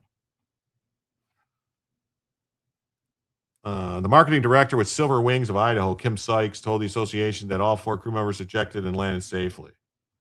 The Gunfighter Skies 2026 air show themed Freedom Takes Flight was celebrating America's 250th birthday, featuring a mix of historic warbirds and modern fighter jets, including performances by the U.S. Air Force Thunderbirds. What's the word? Thunderbird. What's the price? 50 twice. The cause of the collision remains under investigation. High winds may have been reported in the area all weekend. Some attendees noted the portions of the show had already been affected by the weather. The situation is currently unfolding, and the story will be updated when additional information becomes available. All right. We got this story. Suspects in the San Diego mosque shooting identified as 18-year-old Caleb Vasquez and 17-year-old Kane Clark, according to a report. 3 people were killed Monday afternoon shooting, including security guard at the center. Up and Rise says, holy cow, Bellavision already. Well, the show's almost over. We are we're 63 away from additional hour. So I see you up out on that horizon. Beneath the neon lights, there must be something better. But I know it's nowhere else inside. Ooh, it's survival in the city. Boing. Speaking with NBC, 2 senior law enforcement officials briefed on the investigation, identified suspects in the shooting, Caleb Vasquez and Kane Clark. Bellavision, from when I got here, it came in pretty quick. Thanks to a very generous donation on the PayPal from KPT.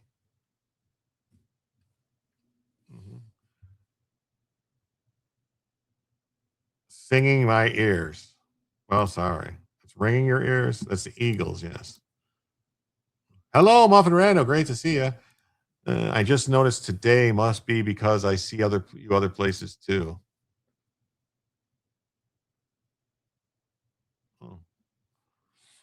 San Diego Police Chief Scott Wall said in evening press response, a Monday evening press conference. Okay.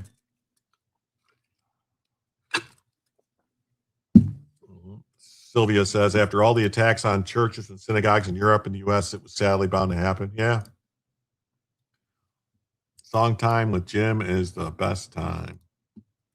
She told police she believed her son was suicidal and reported that in addition to her son being missing, several of her weapons and her vehicle were also gone. She said that her son had been with another person and that they were dressed in camo. Kane Clark and Caleb Vasquez named as deceased suspects in the San Diego shooting.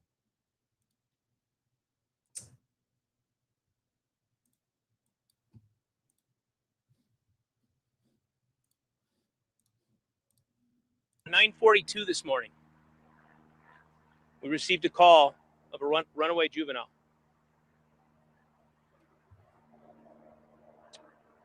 After speaking with the mom began to piece together bits and pieces of information over an extended period of time. The information that she was gathering and conveying to us began to elevate the threat level that we were perceiving with this information. She believed her son was suicidal, and she began to share information that several of her weapons were missing. Her vehicle was missing, in addition to her son.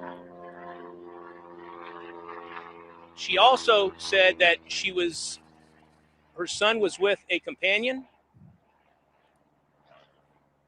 Probably sounds like and it. that they were dressed in camo, and that is not consistent with what we would typically see from somebody that is suicidal. That began to trigger a larger threat assessment picture. Our threat management unit began to take the tips and leads that we had and utilize the technology we have available to us. Our license plate readers was at the top of that list. We began to have, we noted that there were hits with the vehicle down in Fashion Valley. We dispatched officers into the area of the mall as a possible location that was a threat. We also gathered information that one of the individuals was associated in some form or fashion with Madison High School. We alerted the school police department, and we dispatched officers into the area of Madison High School. While we were gathering this information and we were trying to zero in on where these individuals were at, we received the call at approximately 11:43 that there was an active shooter at the Islamic Center. Officers were in the area, still talking with mom, trying to piece together where they might be, the locations that she felt that they would be at. And that was just a few blocks away. Those officers, once they heard what was happening at the Islamic Center, immediately dispatched themselves to the mosque. And just to recap what we talked about earlier, when officers arrived on scene, they came across, in some form or fashion, 3 deceased individuals, victims. One was a security guard at the center. Wow. All right. That's terrible. That's terrible, man. I don't like to see any of these people. I don't want to see people get murdered anywhere. But on a lighter note, we did have a $50 donation on Cash App. That's right, folks. $50 from Nana, 1776 from Nana. $50 on Cash App. She said, and I quote, "Because I was late and I want more news. Thank you, Nana, 1776. That means, folks, we're only $13 away from adding we're only $13 away from adding a first additional hour to the show, folks. That's right. With that 50, we're only $13 away. Why do people speak at press conferences have to speak so damn slow? I don't know. Jules says, I love it when he makes up songs. They always make me laugh. He's so good at coming up with the lyrics on the fly. I know. I try. Sometimes either Bella is dreaming or she's dreaming she's running or her tummy has an itch. Could be both. Yes, thank you, Nana, so much. What an angel. It is sad. It is. And then, oh, here, look at this. So Brian with another gifted membership. That's right. That means now we are just $7 away, folks. $7.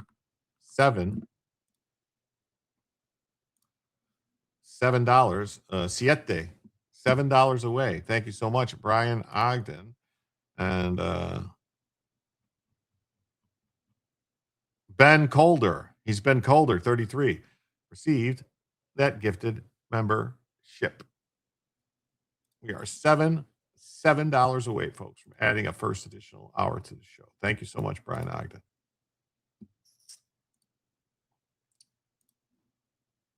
Wall said it's not consistent with what he would typically see from somebody that is suicidal, and that began to trigger a larger threat assessment picture.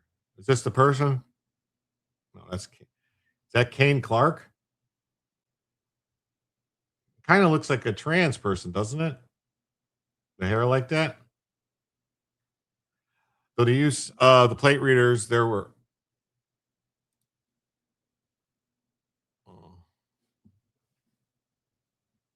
Brian is our hero. So there is that the is this it says this is Kane Clark? Is that a trans person? Or am I just it's the hair that's throwing me off? Through our use of license plate readers, there were hits with the vehicle down in Fashion Valley.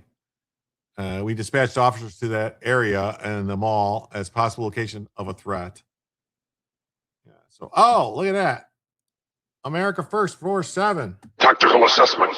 Red Chinese victory. Impossible. America will never fall to communist invasion. Communism is the very definition of failure.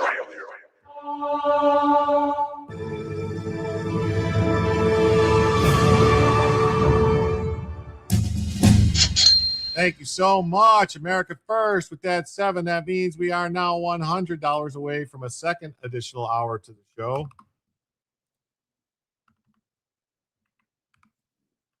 Thank you so much.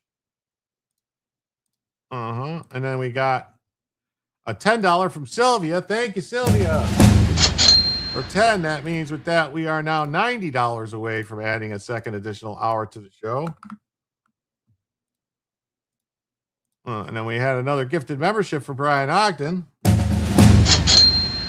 that, that means we are now just $84 away from adding a second additional hour to the show. Thank you so much. Then we got a rant. I was told we have a rant. We have a $7 rant from Life is Indifferent. This is for Nana, so she can have an extra hour. Well, thank you. Thank you, Nana. And thank you for the 7. So that means with that, we are now just $77 away from a second additional hour of show. Thank you so much. And then we got a 20 over here. Oh, my Lord, from Christine. The no singing is a Monty Python Holy Grail joke. Well, thank you. Thank you. Oh, I hit the wrong button. Thank you so much for the 20. With that, that means we are now $57 away from adding a second additional hour. Thank you so much. Another rant? We got another rant, really? Yay! I wish I could hug all you so much. Yay, supporters. Thank you all.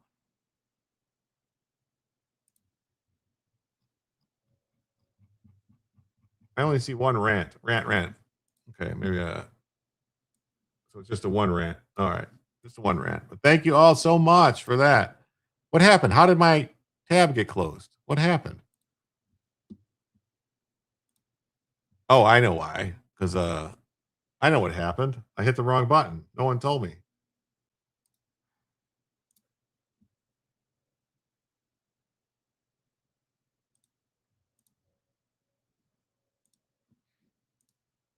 It's weird. That kid's hairstyle, posture, attitude is, well, disturbing, right? Don't stop the love.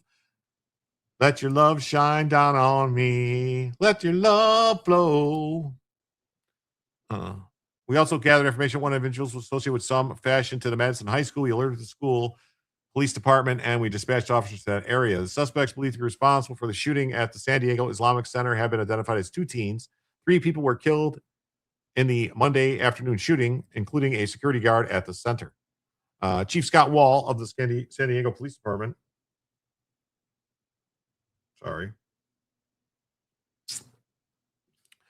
Said that 2 male teens appeared to have died from self-inflicted gunshot wounds, and no officers were involved in firing their weapons. So I guess. Yeah. So thank you for asking that. How many total deceased? So we have our 2 suspects that are deceased. We have 3 victims at the Islamic Center. All 3 are adults, for a total of 5 people that are deceased related to this incident. Our Chad is like the Bills. They always pull through in the fourth quarter. Good thing Jim isn't in charge of what? In charge of what? What did I do wrong? I wonder what this demographic of these 2 teens is. Well, that one picture we saw, he had like cornrows or something on his head. I don't know what that is. I thought that was not acceptable.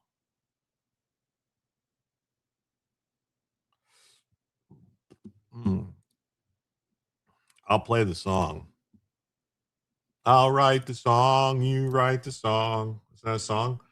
He said the suspects appear to have died from self-inflicted wounds.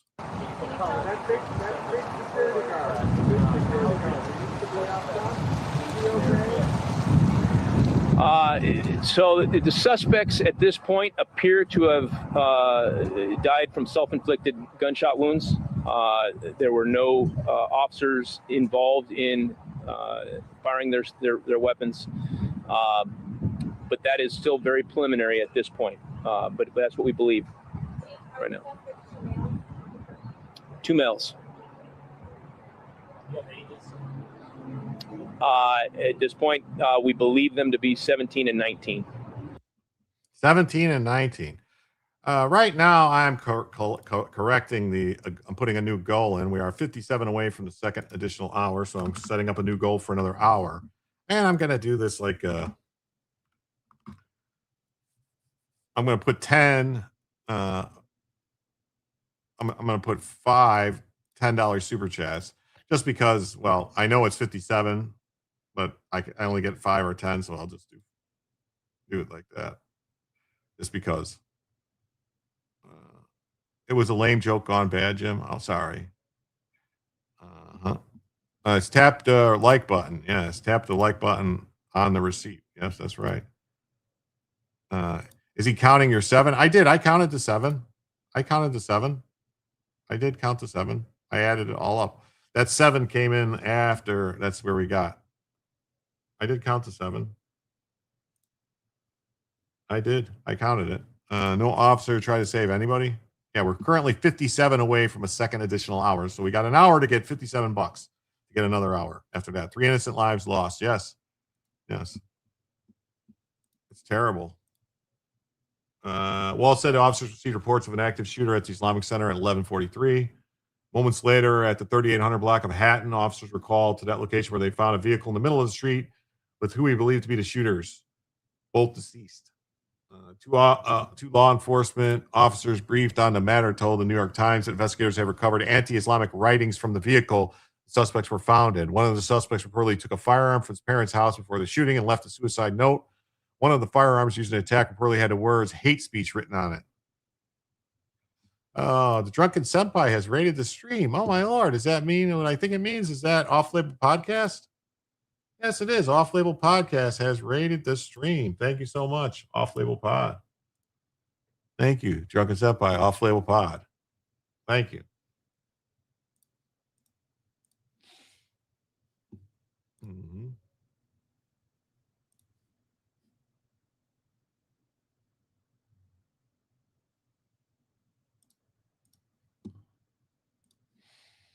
Mm-hmm. Yeah, tap the like button, definitely. Yep, I counted it. Hey, what's up? How you doing? Thanks for the raid. One of the suspects reportedly took a firearm. Wall said a total of 5 people died in the shooting, 2 being the teen suspects and 3 being the adult victims. He said that one of the deceased victims was a security guard at the center. I think I think he played a critical role in insisting that being much worse, not being much worse. Hey, what's up, Mark? Great to see you. We will never hear the end of this unless they turn out to be leftist, anti-Muslims. Yeah, they're gonna,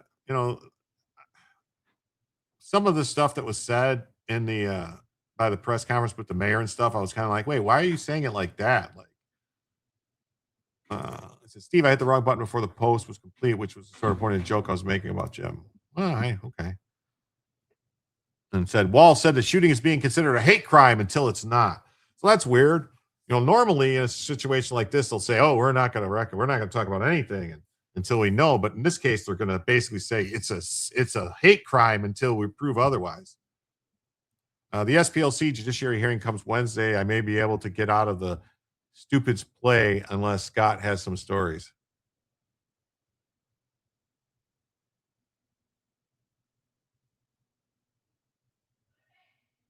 Okay.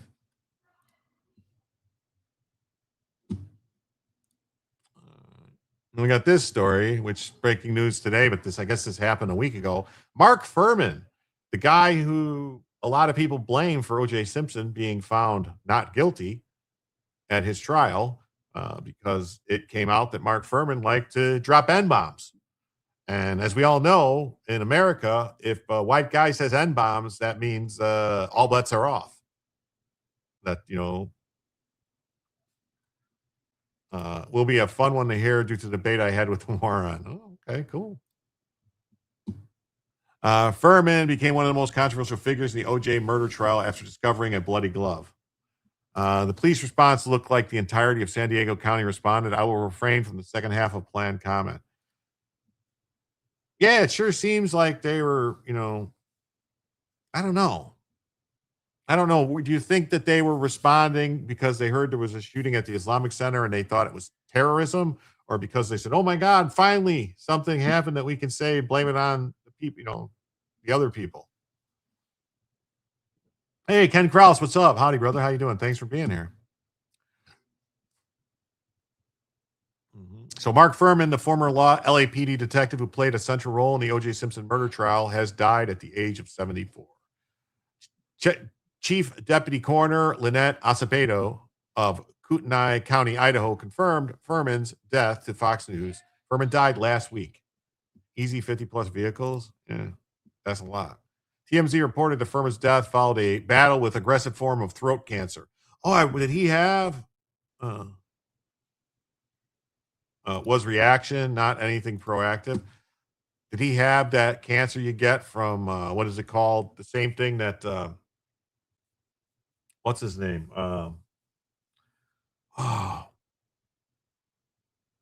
Michael Douglas got from Catherine Zeta-Jones from that HPV stuff.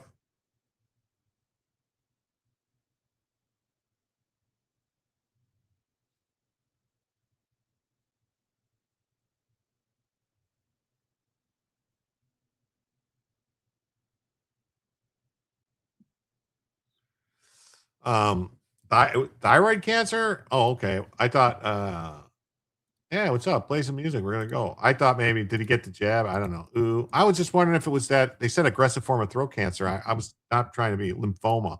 Yeah, throat cancer is one of the things you can get from like HPV is overrated. I thought that's what they said you get throat cancer from HPV. From the human papillomal virus. During the trial for the murders of Nicole Brown Simpson and Ron Goldman, Furman became a key figure after discovering a bloody glove at Simpson's Rockingham estate. He was rocking around the Christmas tree planting gloves at OJ's house. He didn't wake up old Cato Kalin because he was stoned and out. Prosecutor said the item matched a glove found at the scene where the two victims were murdered and OJ was blamed to be. I thought it was thyroid. Okay. Okay. Give her. Aggressive taco snacking cancer. That's possible. They did say that Mark Furman's favorite war movie was Taco Lips Now. Furman's involvement in the trial later led to significant controversy and damaged his credibility after audio recording surfaced of him using racial slurs, including the N-word. Forensic pathologist Dr. Michael Bodden, who said he knew Mark Fuhrman and had worked with him over the years, noted that despite Fuhrman finding evidence he considered very incriminating, his role as a key witness changed dramatically as a result. Dramatically. He got in trouble at the O.J. Simpson trial because of things he said to a reporter that were recorded.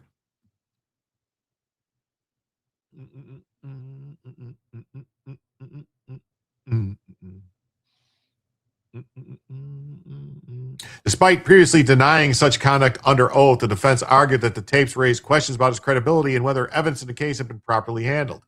The defense also used the recordings to suggest that Fuhrman may have planted the bloody glove to frame Simpson. Fuhrman was accused of lying on the witness stand and was convicted of perjury in 1996, making him the only person associated with the case to be convicted of a crime related to the trial. It's amazing, right?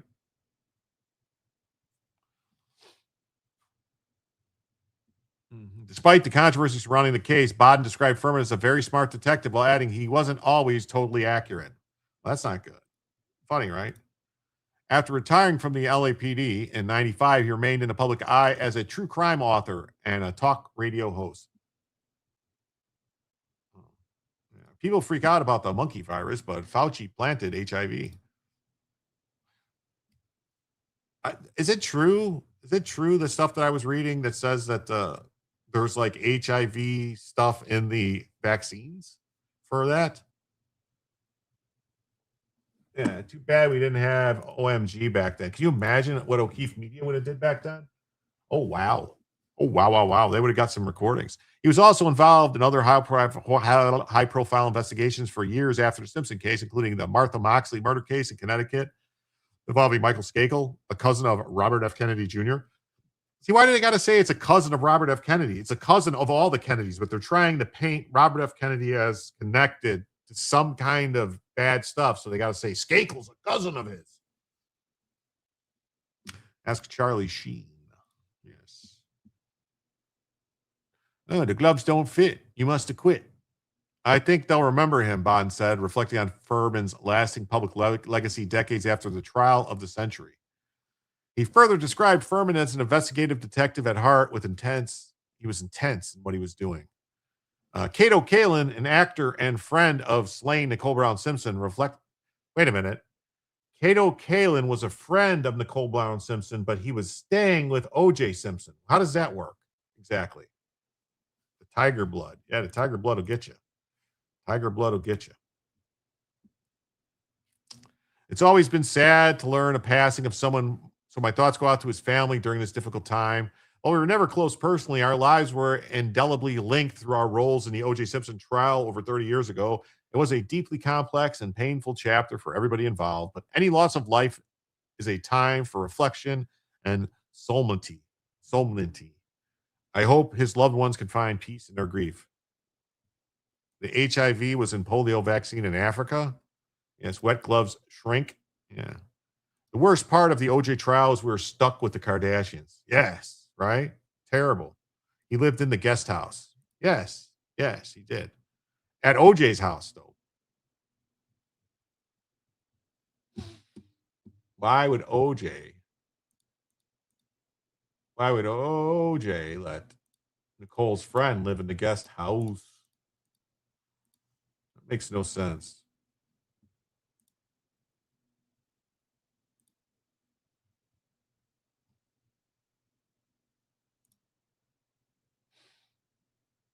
Check this out. A fraudster stole $11 million in Medicaid, and Tim Walz let it happen. Michelle Tafoya blasts Tim Walz and Keith Ellison for their recklessness. This is too much. Minnesotans are tired of this. We want accountability. I worked in Palm Springs for 14 years and seen the Ralph's guy die.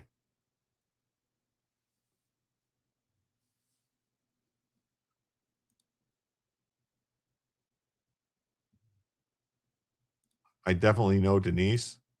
Talking about Denise Richards? Experimental vaccine used a fragment of an HIV protein, not the virus itself, as a molecular clamp to stabilize the SARS-CoV-2 spike protein. So it was in there. I knew I read something about that. It was in there.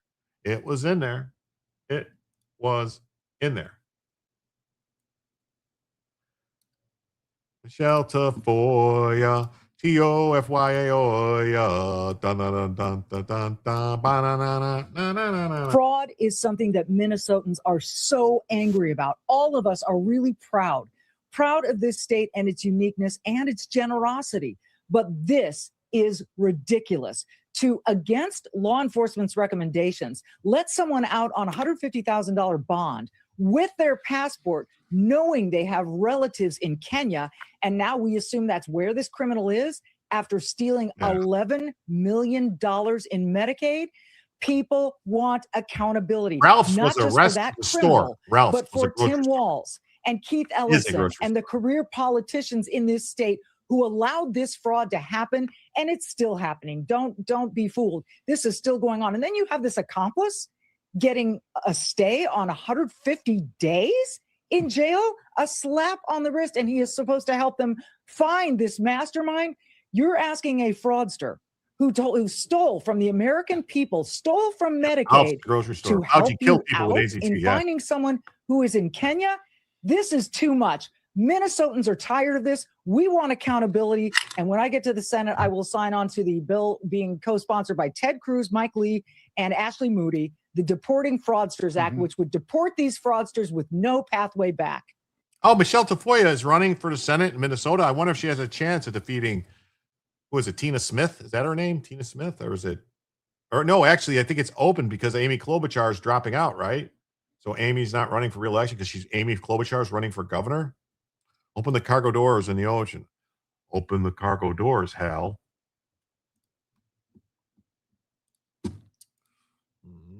Speaking of fraudsters, apparently everyone in the USA wants it except John Thune. Yes. Yeah, because J.D. Vance says that he warns these blue state officials could face prison. Yes. Am I ending soon? Checking for a raid. I've got at least an hour left, depending on we're $57 away from adding a second additional hour. So we got at least an hour left from here, maybe another 2 hours. So we'll be here at least an hour. So if you want to send a raid, send it on over. That would be great. We'll be here at least an hour. At least an hour. You can't do that. You can't do what? Yes, thank you, friend.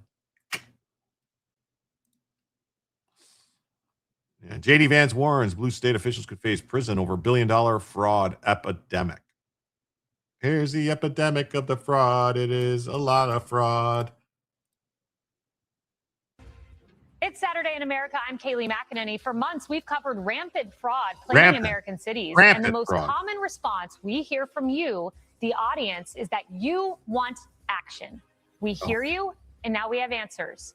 In moments, my exclusive interview with Vice President J.D. Vance, who is leading the White House anti-fraud task force. I asked him point blank, what is the federal government doing to hold these fraudsters accountable? I also asked how they plan to stop American taxpayer dollars, your money, from flowing overseas to terrorists. Now, as of today, the DOJ has secured multiple arrests across California and Minnesota. The task force also identified nearly $6.3 billion in suspected fraudulent government contracts and found 186,000 dead people who received SNAP benefits. But before the White House created this task force, it was independent journalists like Nick Shirley exposing the fraud in Minnesota. No more taxes. Now, that was across various programs. Read within the my state's lips. Medicaid. Read my lips. No more taxes. Autism daycare services, and the grand total of fraud is estimated to be as high as $19 billion. And DHS sources tell Saturday in America that nearly $700 million was flown out of Minneapolis heading to Somalia. Over in Ohio, it's more of the same. A new audit revealing millions of dollars have been wasted on the state's home healthcare industry. And get this, Fox went to two buildings that housed more than 6 home healthcare businesses between them. And similar to Minnesota, DHS sources tell us that $136 million flew from Columbus to Somalia once again since 2023. Now, to put that into perspective, major airports like JFK and Dallas-Fort Worth only reported $3 to $4 million in bulk cash transfers per year. Saturday in America also unearthed an auditor report showing that Governor Gavin Newsom was warned of hospice fraud years ago, and a whistleblower report sounding the alarm to Governor Tim Walz that taxpayer money was being funneled to terrorism. Our team had the opportunity to take our original reporting straight to 1600 Pennsylvania Avenue, directly to the White House Task Force to Eliminate Fraud. Now, my exclusive interview with Vice President J.D. Vance. Vice President J.D. Vance, thank you so much for being here today. Of course. Based on some state expert estimates we have seen, going back to 2019, the California State Medi-Cal program alone could have cost taxpayers $146 billion with a B in fraud. Yep. That's an extraordinary number. Could this be, that's one program, one state, $1 trillion fraud epidemic in the country? I mean, we don't really know how bad the fraud problem is, because until Donald Trump became president, nobody actually took a serious look at it. It could be hundreds of billions of dollars. It could be $1 trillion. What we do know is that a lot of Americans are being taken advantage of. And whatever the scale is, it's big enough to really matter. And I think to make a significant hit, meaning American taxpayers could be paying less taxes, we could be saving more money. And I always try to remind people of this, Kaylee, there really are two costs and two victims. One is taxpayers getting fleeced, whether it's $100 billion or $1 trillion, that's a lot of money. But it's also, there are these programs that people in my family that I have benefited from that are meant to provide food to low-income kids, are meant to ensure that if you can't afford a doctor, you can still have access to medical care. Those programs are going to be destroyed by the fraudsters. So we're trying to protect American taxpayers. We're also trying to ensure that these critical programs are there for the American people. I think we're going to save a lot of money, but also do a lot of good. Yeah, you could save $1 trillion. We'll see. The one thing I hear from viewers, from voters, is action. They want action. And they look at something like Minnesota, where the largest Medicaid fraudsters were prosecuted. One of those Medicaid fraudsters said, "We gonna party, bro," in a text message and a piece of evidence. That guy was let out on bond. They believe he's currently in Kenya. His co-defendant said, "Next pay period, bro, I will bill $50K. The judge just let him out with no jail time on a plea deal. What do you do with blue states like this? Well, we just have to prosecute as much as we can. And we have to accept that, yes, there are going to be some blue states that fight us, but that doesn't mean we can't do our job. And for every person that slips through the cracks because of a crooked judge, we're going to get 10 people who actually go to prison or suffer real consequences for it. And we're also saving the American people a lot of money. And one of the things I've learned as vice president, I think the president, of course, appreciated this from his first term, is that you can have a rock solid case. You can have a fraudster. You can have them dead to rights. You can have them literally in a text message confessing to the crime, but sometimes you're still going to have corrupt judges. I think it drives home the importance of getting better judges in the system, but also going after this stuff in a number of ways. So let me give you an example of this. We knew this was a problem going into this. We recognized that some of the blue state judges would not allow us to go after fraud as aggressively. So we're coming up with a number of legal theories that will allow us, under the system that we have, to prosecute people for fraud in jurisdictions where they're actually going to face justice. And we're working through that stuff right now, but we were aware this was going to be an issue. I promise we're on top of it. Yes, there are some people who are going to slip through the cracks, but we're going to get a lot of people, and that's going to be, I think, the action the American people deserve and want to see. So arrest at the federal level, we'll be looking for that. When you look at this, it's hard to keep up with. You see fraud in Medicaid, SNAP, childcare, foreign student visas, student loans, COVID, and then I just read in the Wall Street Journal fraud related to a minute theater and music COVID tagline there that was worth $10 billion. How does the system allow this kind of rampant fraud? Because no one ever looked at it. No one ever asked themselves, are the American people being fleeced? Nobody ever asked, for example, if you're paying hundreds of billions of dollars, hundreds of millions of dollars to a Medicare provider, is that provider actually giving services to people? Or let's say you have somebody who's claiming that they need help under Medicaid to provide care for an autistic child. Was anybody actually asking the question, do they have an autistic child? Do they even have a child at all who would need to benefit from these services? So the fact that nobody ever asked the question is a scandal, but it's one of the things. It's a scandal. It is. And I agree with Neat Scully. He says, I don't mind dead people receiving money. In fact, I don't mind so much. We should make sure all the other fraudsters join them. Yes. Send them home to be with all the fraudsters should be at home in a nice box somewhere. Definitely. Things the President of the United States came in saying, we have to fix this, we have to change this, and we have started doing exactly that. If people ask me all the time, Kaylee, is this a difficult job? Like, is it hard to find fraud? And the unfortunate answer is no, it's not. And there's so much of it. There's so much across so many different programs. You mentioned a lot of them just in the lead up to the question. What I try to think of myself when I think of goals is 2 years from now, I hope that it's hard for us to find the fraud. That's the ultimate measure of success because there is so much sitting on top that nobody's really looked at. We've changed that. We've got to keep on going after it. Our team at Saturday in America unearthed a publicly available 87-page document that was addressed to the governor of California in 2022, who was Gavin Newsom. And it showed him a map of where to find hospice fraud. And his selling point of him taking action was a moratorium on hospice centers and the closing down of 287 centers over 4 years. I heard you've closed down 800 hospice. How were you able to do in 2 months what he did a fourth of in 4 years? By doing our jobs. Again, this is not rocket science. The fraud is right there for everybody to Our see. prosecuting I'll give you a crazy judges, statistic. definitely. We closed down 800 fraudulent hospice centers. Think about this. If you're running a business and the federal government closes down your main source of revenue, do you write a letter? Do you make a phone call? 780 of those that we've closed down, we haven't even heard a single thing from anybody. That's how. But think about that. 780 out of 800. Nobody said a word. Nobody said a word. And that's what they said about all the stuff with Social Security and like the other USAID and all that stuff is that no people were afraid that they didn't want complaints, so they just paid the money. And that's the Treasury, like people just send bills to the Treasury just pays it. Like you could just, if you have the right paperwork and the correct fax number, you could just send something to the Treasury Department saying they owe you money. They're just going to cut you a check. They don't check to see if you even have a contract. It's ridiculous to say it's hard to find a fraud, BS. Yeah, no, I think what he's saying, he said that they'll know that he's claiming that if in 2 years they have a hard time finding fraud, they'll know that their work has been done better. And I would say like, well, maybe. Or it means the fraudsters have gotten smarter and figured out better ways to hide it. And the demon rat, dumbocrat politicians figured out better ways to hide it too.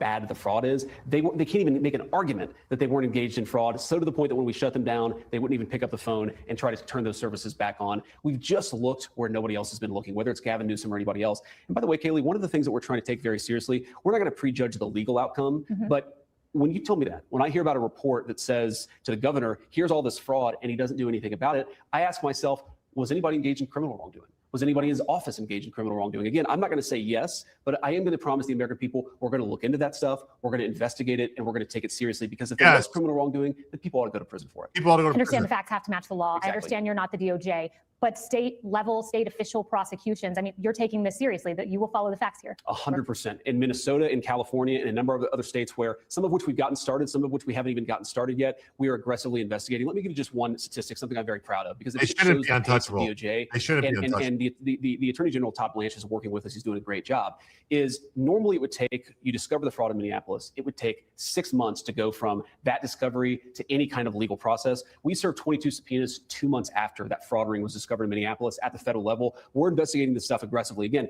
we're not the Biden administration. We don't prejudge the outcome, but I guarantee, unless something crazy is going on, I guarantee there's going to be some criminal wrongdoing that we're going to find because there's so much wrongdoing. Somebody had to know what they were doing. Staying once more on the topic of prosecutions, there's also a 2019 report from the Office of the Inspector General in Minnesota. That is Tim Walz's time. And there's a whistleblower report in there. And the whistleblower said this. He was an investigator. He said it is a near certainty that at least a percentage of the fraud proceeds in Minnesota go overseas and are being siphoned off by one or more designated terrorist organizations. John Yoo, who worked in the Bush DOJ, told me that this should be given to the DOJ Counterterrorism and National Security Division. We need to know who transferred the money, if was anyone aiding and abetting, because that could be material support for terrorism. Is that the level of detail you expect this administration? Absolutely. That's a great idea. I haven't heard that, but we will immediately take that to the team because that should be a counterterrorism investigation.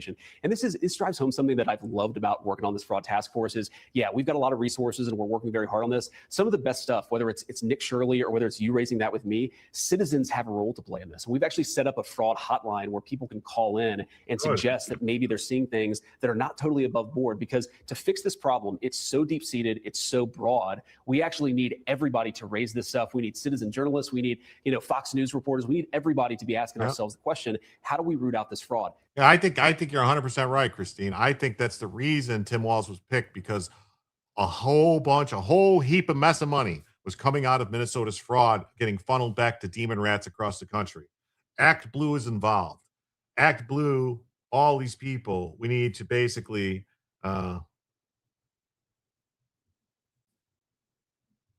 we need to track all these people down and get busy at it. Get busy at it, getting them. getting them. Yep. Start putting them away. Yep. Definitely. All of them.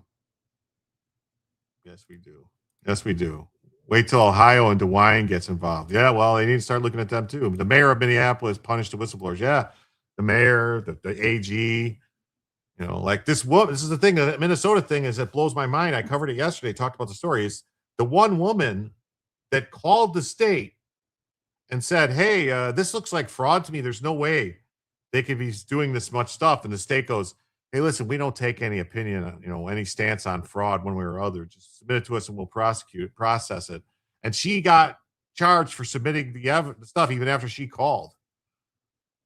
Just use the precedence of the Wisconsin backdoor Dugan, but knowingly allowing criminals loose so they can flee. Yeah, I think so. I think so. And they were so arrogant in front of Congress. Yes, they were. They need to be punished. Because it's hard to fathom. You pay your taxes and it goes to a terrorist when your country is trying to prevent those terrorists from killing your fellow Americans. It is shocking, but it's the sort of thing that happens when the federal government turns a blind eye to this stuff. It's stunning, and to know about that since 2019 has. I just want to point out too that yes, beans are good. It's beans, the magical fruit. The more you eat, the more you toot. The more you toot, the better you feel. So eat those beans at every meal.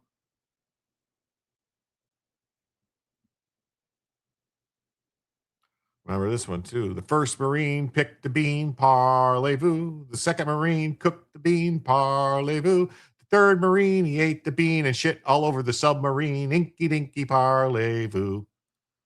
So perhaps the corrupt judges are tied to the funding protecting these terrorist organizations. Got to be a line there crossing so they're being held accountable.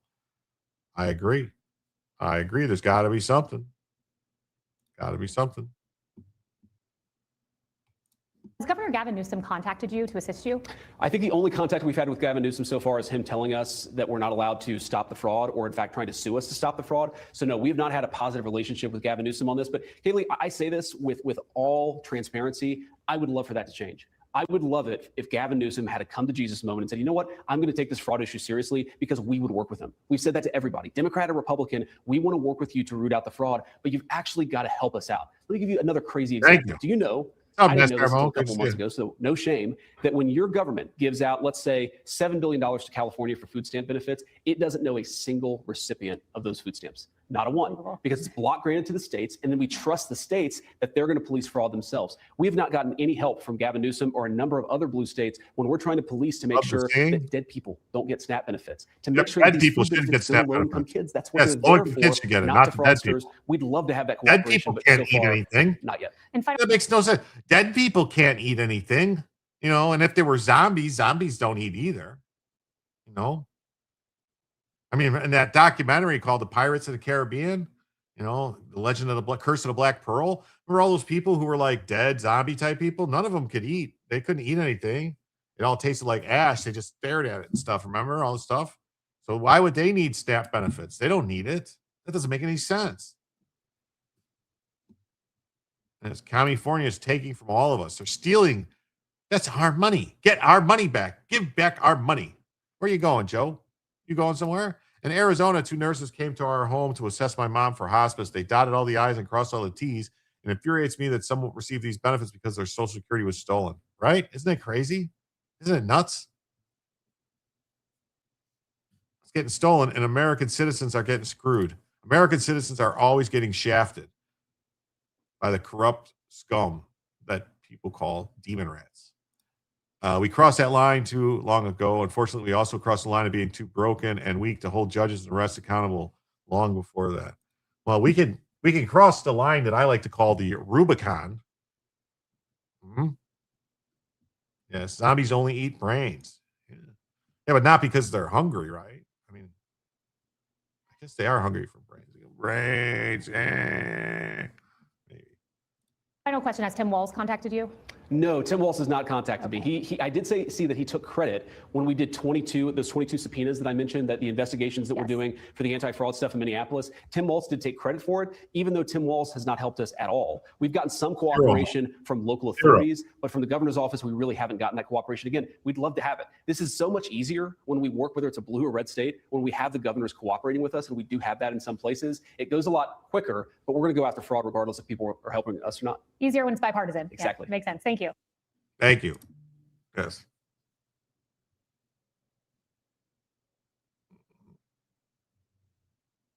General Jack Keane is here on a. Stop it. Why do you always want to autoplay? So, J.D. Vance predicted federal investigators will uncover criminal wrongdoing tied to taxpayer-funded welfare fraud in states, including California. Vance told Kayleigh McEnany, who is a very cute girl, the administration's anti-fraud task force is looking into whether government officials enabled the alleged scams. He warned that anyone who covered up the abuse ought to go to prison. Yes, the Rubicon, no turning back past the Rubicon. Yes. Across the Rubicon, love it. Yeah. Yeah, like a lot of people that don't know their Roman history don't understand that the term crossing the Rubicon is the actual term of when Caesar crossed the Rubicon River, which means that he was in like Rome proper, or Italy. Was it Italy? Is it the, okay, now I sound like an idiot. I think is it the Italian coming into Italy or coming into Rome when you cross the Rubicon? I think it may have been Rome, but it could have been Italy. I think they weren't supposed to have an army like a legion. He wasn't supposed to bring it into Italy.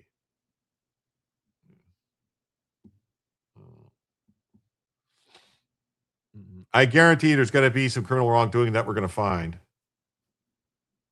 Good take there from J.D. Vance. I think so. Kids aren't taught enough American history, much less Roman history. Gee, I wonder why the blue or higher ups don't want the fraud investigated. Born in Evanston, Illinois, raised in California, what a great place to live until the 2000s. Yeah. Aliyah Ayak Est. Vance was named chair of the anti-fraud task force focusing on rooting out fraud in states including California and mini Somalia. On Wednesday, the vice president, alongside Center for Medicaid and Medicaid Services Administrator, Dr. Mehmet Oz, announced the administration would defer $1.3 billion in federal Medicaid funding to California due to the oversight concerns. Never talk politics or religion with your family. Well, I mean, they say that you're not supposed to talk politics and religion in a bar with people either. No politics, no religion. That's what they say in a bar. But, you know, I know someone whose dad got COVID money but died before the check came. They tried to give the money back, but were told to keep it. Didn't have a way to take the money back. Wow. Well, I'm sure at some point someone's going to come along. I would be surprised if they don't come along later and say, hey, you stole that money, and try to prosecute them. I would have put the money in an account and not touched it, just to wait. Give it time. If they come back, you go, there it is. I didn't touch it. Or at the poker table. Yes, don't ever talk politics or religion at the poker table. That's bad. Bad news.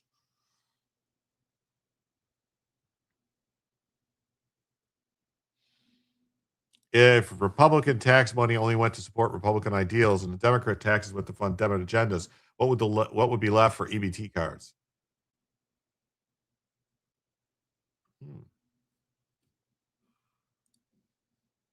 Vance said the federal government shut down fraudulent hospice centers and issued 22 subpoenas tied to a fraud ring in mini Somalia. The task force also announced a 6-month freeze on new Medicare enrollments for hospice and home health providers.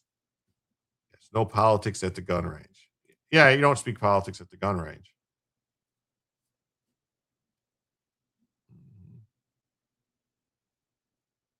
When I hear about a report that says the governor says to the governor, here's all the fraud, and he doesn't do anything, I ask myself, was anybody engaged in criminal wrongdoing? Was anybody in his office engaging in criminal wrongdoing? The answer to that is yes. Ellison was. Waltz was. Ilhan Omar was. Is. They're all criminals. And they're not smooth criminals. Bump, bump, ba-da-dum, bump, ba-da-dum, bump, bump, bump, bump. Everyone at my gun range is politically aligned. No need to talk politics. Yeah. The fight against fraud.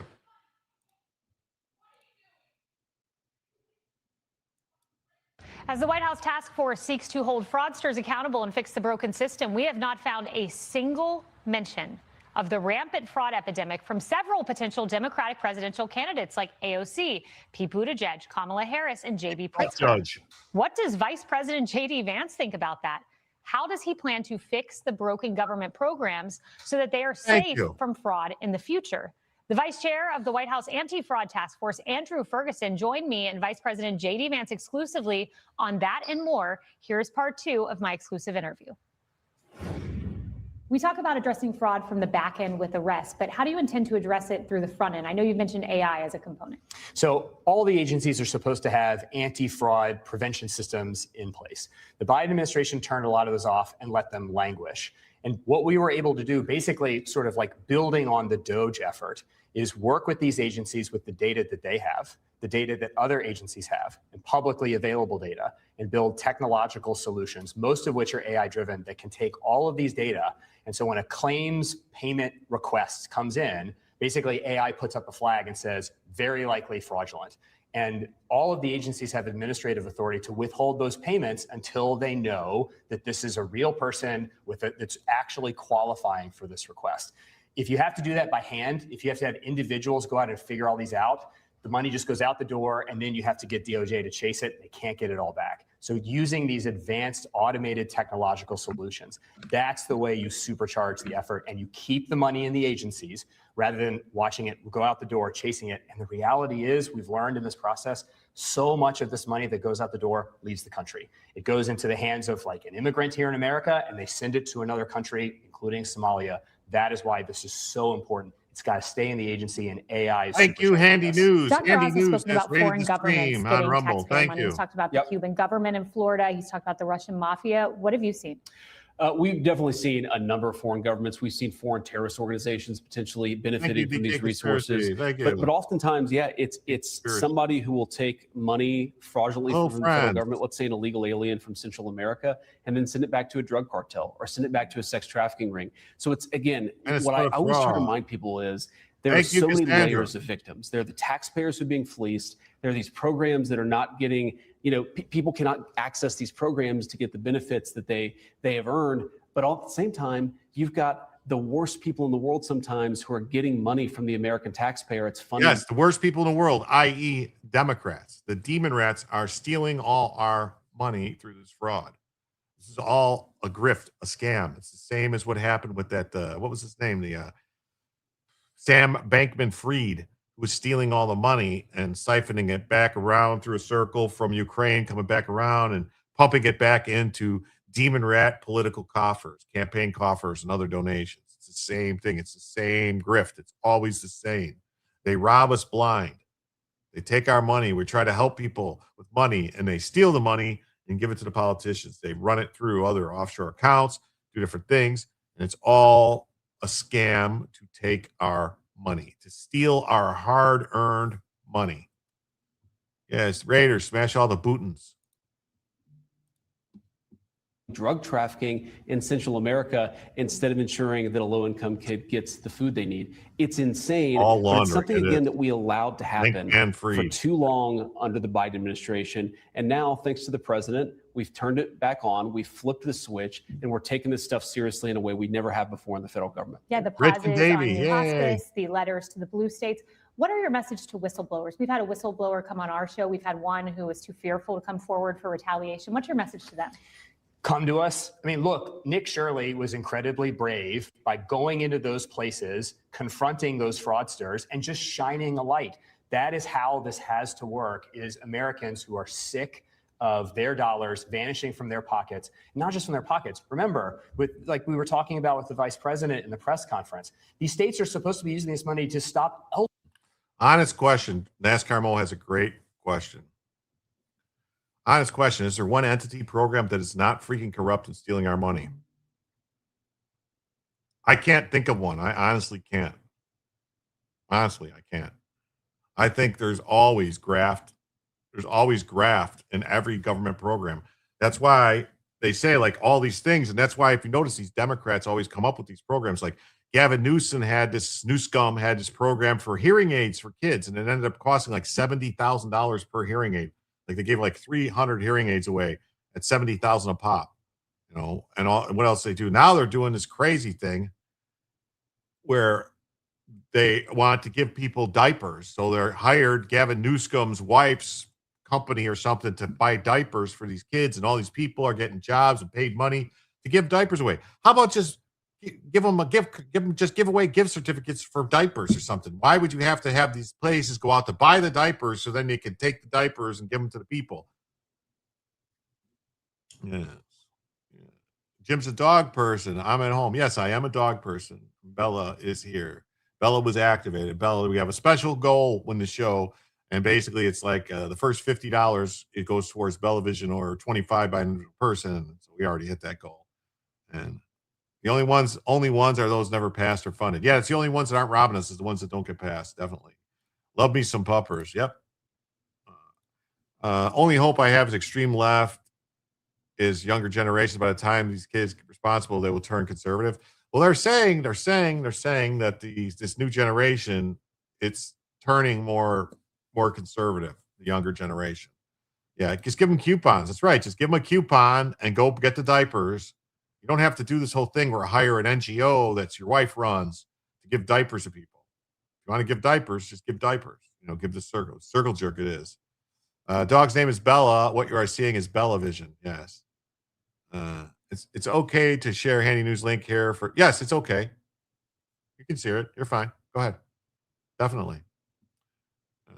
Hit the follow, like, and subscribe. My dog is Bella. Also, that's awesome.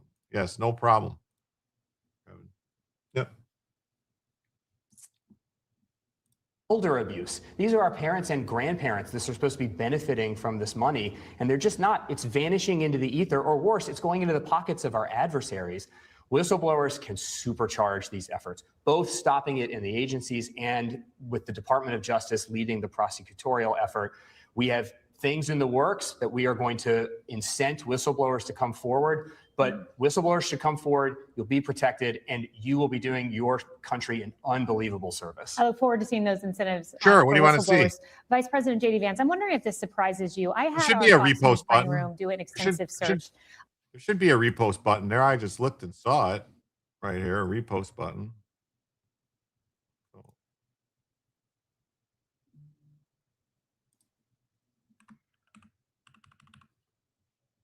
I just saw it. It's there. Very interesting.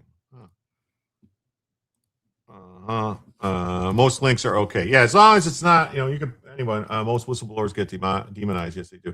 Yeah, I don't, on Rumble, links are fine as long as they're not spam links, like for like bogus stuff, or like if people come in and try to send somebody to an like, oh, hey, you should check out this channel. They're live right now or stuff like that. I'm like, hey, come on. Yes, our federal reach has been like an octopus. Definitely, we need a smaller government. Doesn't show for you. Wow. On AOC, Kamala Harris, Pete Buttigieg, and J.B. Pritzker. And they looked for the terms California, Minnesota, fraud, feeding our future, Medicaid, and hospice. And their conclusion was it appears most Democrats have sidestepped this issue. They could not find a single communication from Harris, AOC, Buttigieg, or Pritzker on the issue of fraud. Why not?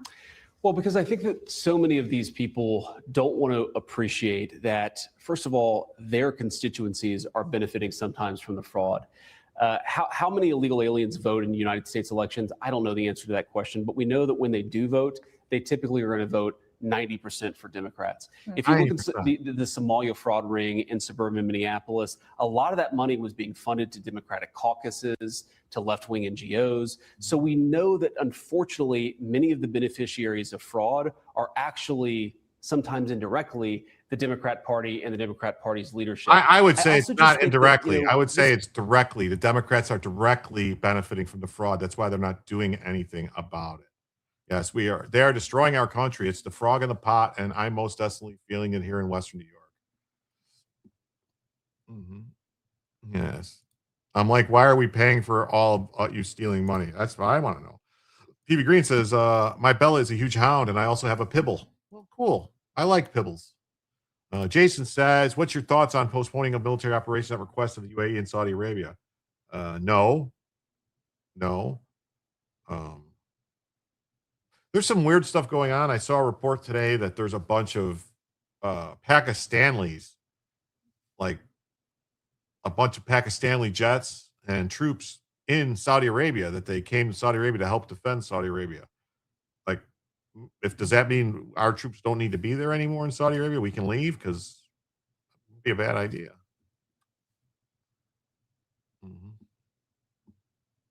This is not, unfortunately, this is not my grandmother's Democrat Party, right? This is not the party of sort of socially conservative, patriotic people. It's now the party of left-wing radicalism. And if you think that the government exists to fund benefits for illegal aliens, then of course you're not going to care about fraud. But if you think as we do, and as the president has ordered us to do, the American government exists for the benefits of the American people, you've got to take fraud seriously. I would love it if Democrats actually helped us. Some have, but unfortunately not the leadership of that party. Vice President J.D. Vance, Vice Chair Andrew Ferguson, thank you for taking it seriously. Yes.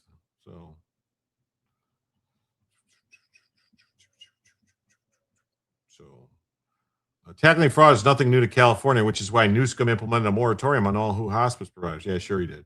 California welcomes federal partners in fraud. No, you don't. You're fighting it every way. You're refusing to give us the information. You're refusing to give over the data so we can catch them. Newsom's office also said the governor's acknowledged fraud concerns and previously expressed a willingness to work with federal officials. He expressed a willingness, but he hasn't done it. Yes. Finding all this fraud, and the DNC is saying they're all missing fundraising goals. It's strange, isn't it, how that works out? Isn't it really strange how they're missing all these goals now that we've shut off the fraud? Definitely like a JD speech. Yeah. Those left-wing radicals. Yeah, they are. Hey, what's up, sweet daydreams? Hi, Bella. Love you and the cat when she comes around. Scroll to the left for the repost link.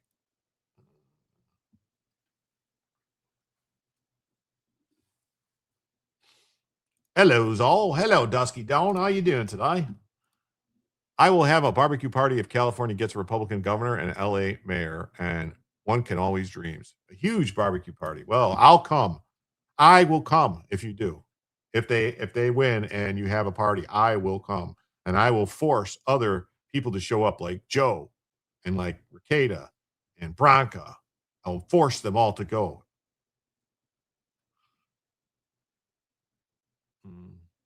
You're on a laptop. It's not there for you? Uh-oh. The Trump administration, home to the biggest fraudsters on earth, oh my God, is trying to blame California for their federal program. California is the one who certifies it. What a scumbag. If they do not aggressively prosecute Medicaid fraud, we are going to turn the money off that goes to the anti-fraud. Yeah.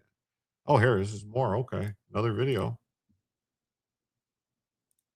Breaking news, the vice president has stepped up to the microphone with his fraud statement. Let's listen. Several months, trying to make sure that we take care of the people's money and trying to make sure that the services that exist for the betterment of our fellow citizens, whether they're low-income kids who need access to food resources, whether they're low-income families who need access to medical benefits, that those programs are protected for the people who actually need them, that they don't exist to enrich fraudsters, but they exist for the American people for whom Congress has said they're entitled.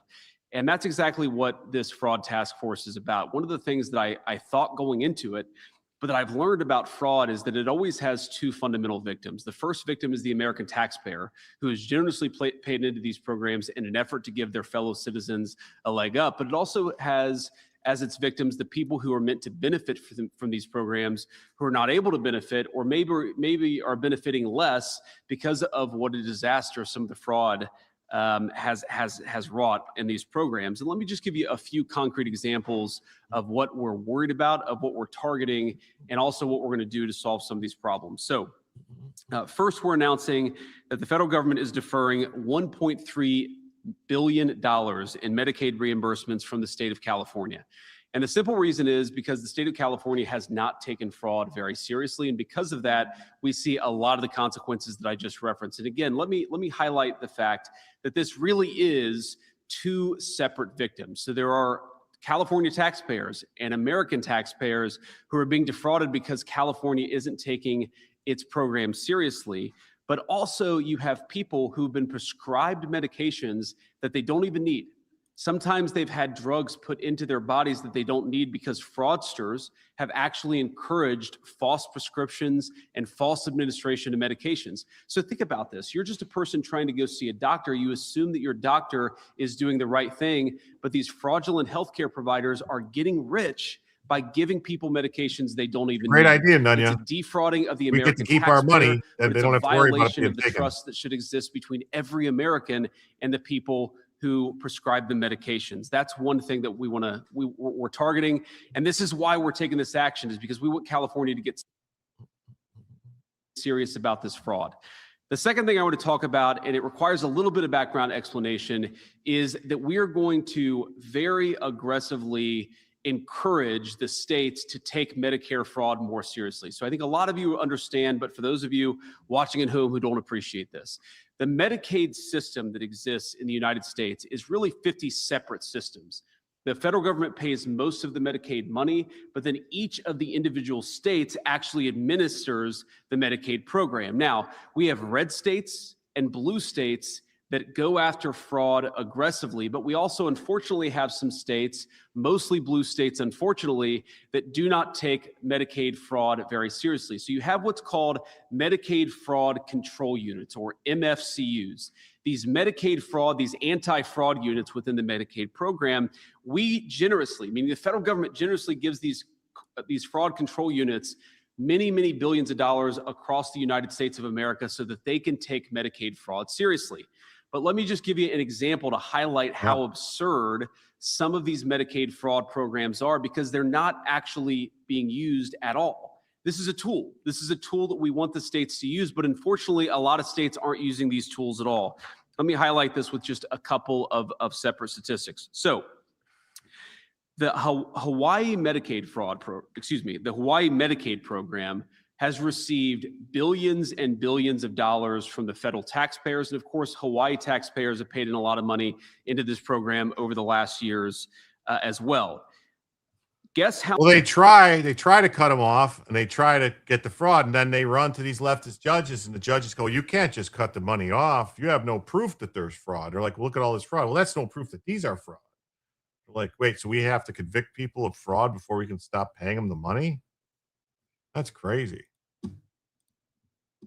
How many convictions or indictments has Hawaii had over the last few years in its Medicaid fraud program? The answer is 0. Not a single indictment, not a single conviction, because the administrators of the Hawaii program just don't take it seriously. They don't think that fraud is a big enough problem. They don't care about protecting resources. They don't care about protecting that Medicaid program. So what does that mean? That means that if you're committing fraud in Medicaid in Hawaii, at least up until now, hopefully now they're going to take it seriously, you have had effectively free reign from the government of Hawaii to commit as much fraud as you want. That is a complete disgrace. In New York, which does a little bit better, but not by much, New York has had 9 indictments over the last year. 9 indictments. That's a $100 billion Medicaid program just in New York, and you've had 9 indictments.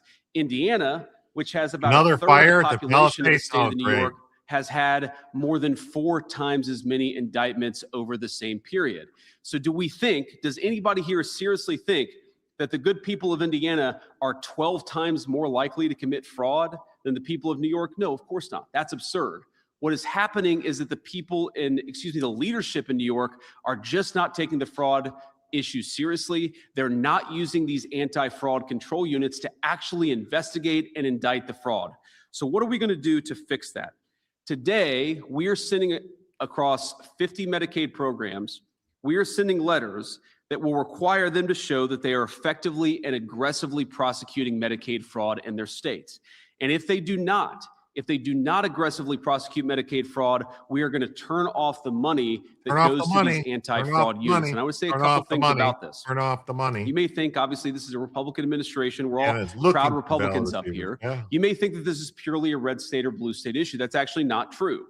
We see Medicaid fraud issues in Ohio, the state that I used to represent in the United States Senate. I thought that's we Sydney also Valley, see yeah. Medicaid issues, fraud issues in a state like Maryland, which is obviously a very blue state.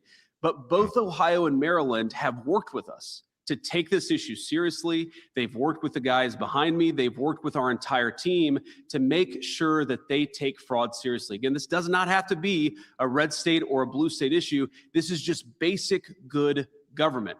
However, states like California, states like Hawaii, states like New York have completely not taken the fraud issue seriously in the Medicaid program. And so for those states that refuse to get serious about fraud, we are going to turn off that anti-fraud money. And if we continue to find problems, I want we can turn off consequences. other resources Let's within get their the state consequences. Medicaid programs as well. I mean, fuck turning off the money. Arrest people. I want to see people wearing shiny zinc-plated bracelets. Nickel-plated bracelets. Nickel-plated bracelets. That's what I want to see. Nickel-plated bracelets. Well, these politicians are involved in fraud, so no wonder. Yeah, they are. But that's what I want to see. I want to see bracelets. Smash that like button, hit that follow, share, repost, and comment. Best way to help support Jim Tells You. Thank you. Yeah. I'll even take the zip ties. Sure. I guess some agree, aggress. Let's go. Yeah. Yes. Some zip ties, I guess, in a pinch. Some zip ties will do. Just want to remind everybody who's here, there's 100 people watching right now, that we do have a goal. If we hit the goal, I know it says on YouTube, if you watch right now, it says there's only 2 minutes left in the goal, but the way it works here on Jim Tells You is as long as I'm still streaming, if the money comes in, we keep going. All right. And right now we are $57 away from adding a second additional hour to the show. So if at any time before I end the show, the $57 comes in, we will extend the show by another hour. Something has happened, but nowhere near enough. No, that's right. As long as the bracelets come in pairs, I don't care what they're made of. Yes. Wrench Turner. Thanks, Jim. No problem, Wrench Turner. Thanks for being here. More fires, Viva Barnes, near the Reagan Library. Oh, my God. I'm notorious of not hitting the button. Simi Sandy Fire, 1,364 acres burned and 0 contained. Oh, man. That's brutal. All right. Do you think we talked enough about the fraud? Our goal here is not to do that. We don't want to turn off any money. What we want to do is ensure that people are taking fraud seriously. We want to protect Medicaid. We want to protect Medicare, but we can't do that if the states that are administering those programs are allowing those programs to be fleeced by fraudsters. So we encourage, whether it's California or New York or Maryland or Ohio, we encourage people to work with us. We want to help you use technology and other tools to get rid of the fraud, to get to the root of the fraud. We want to help you. But we can only help these state programs if those state programs are willing to help themselves. So these letters are the first step, the first effort to try to force these states to get serious about prosecuting fraud, and that's exactly what we're doing. Let me just talk about one final issue here. We see a lot of fraud in the home health care and in the hospice care system. I think Dr. Oz will probably talk a little bit more about that. But again, you have to appreciate that this fraud issue is fundamentally theft from the taxpayer, but also theft from people who need these programs. Just last month, a California psychotherapist, a woman who had spent 40 years treating patients, helping people deal with problems, found out that her Medicare program had been turned off, that she did not have access to the resources that she had been paying into for her entire life. Why? Because a fraudster had stolen her identity and signed her up for healthcare services that she didn't need. And so she had been turned off of the healthcare services that she did need. This happens way too much in the United States of America, and it happens because until recently, we did not have a government or an administration that actually took the fraud program and took anti-fraud prevention seriously. So let me just close with one final observation here. First of all, why are we doing this now? Why weren't we doing this 2 years ago? And the simple answer is because we didn't have a president and we didn't have an administration who took fraud seriously. So I want to thank the President of the United States, though I know he's busy in China. All of these efforts, all of these things that we're finding are because we have a president who has told us, take the fraud issue seriously, get to the root of it, and turn off the money when we find out that money is going to fraudsters. So that's exactly what we're doing. Okay. All right. We're going to jump over to this now. This is some new updates. Some new updates on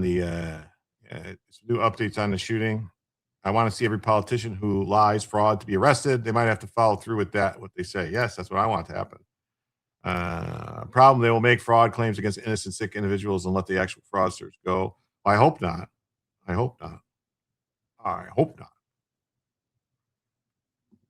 So Kane Clark and Caleb Velasquez have been identified as the suspects in the shooting. They have a transcript from the police radio.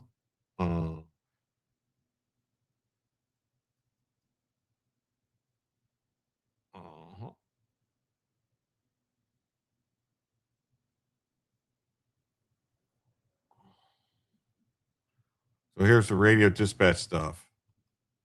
Yeah, the car should be a 2018 BMW X1 SUV, California 8, Adam Frank Edward 510. So if units can check the side lots to see if that person or that car is there. That's what happened. The subject, number one, identified that we think it is going to be a white male juvenile, 17 years old, named Kane Clark, date of birth 7/10/2008. Accomplice should be somebody by the name of, say what? Well, Sam, we're here at another interior door to the exterior. We're going to find out the code for first. Insert side one. We're searching here. We have a shield with us. The next unit that comes up inside the side one, bring breaching gear.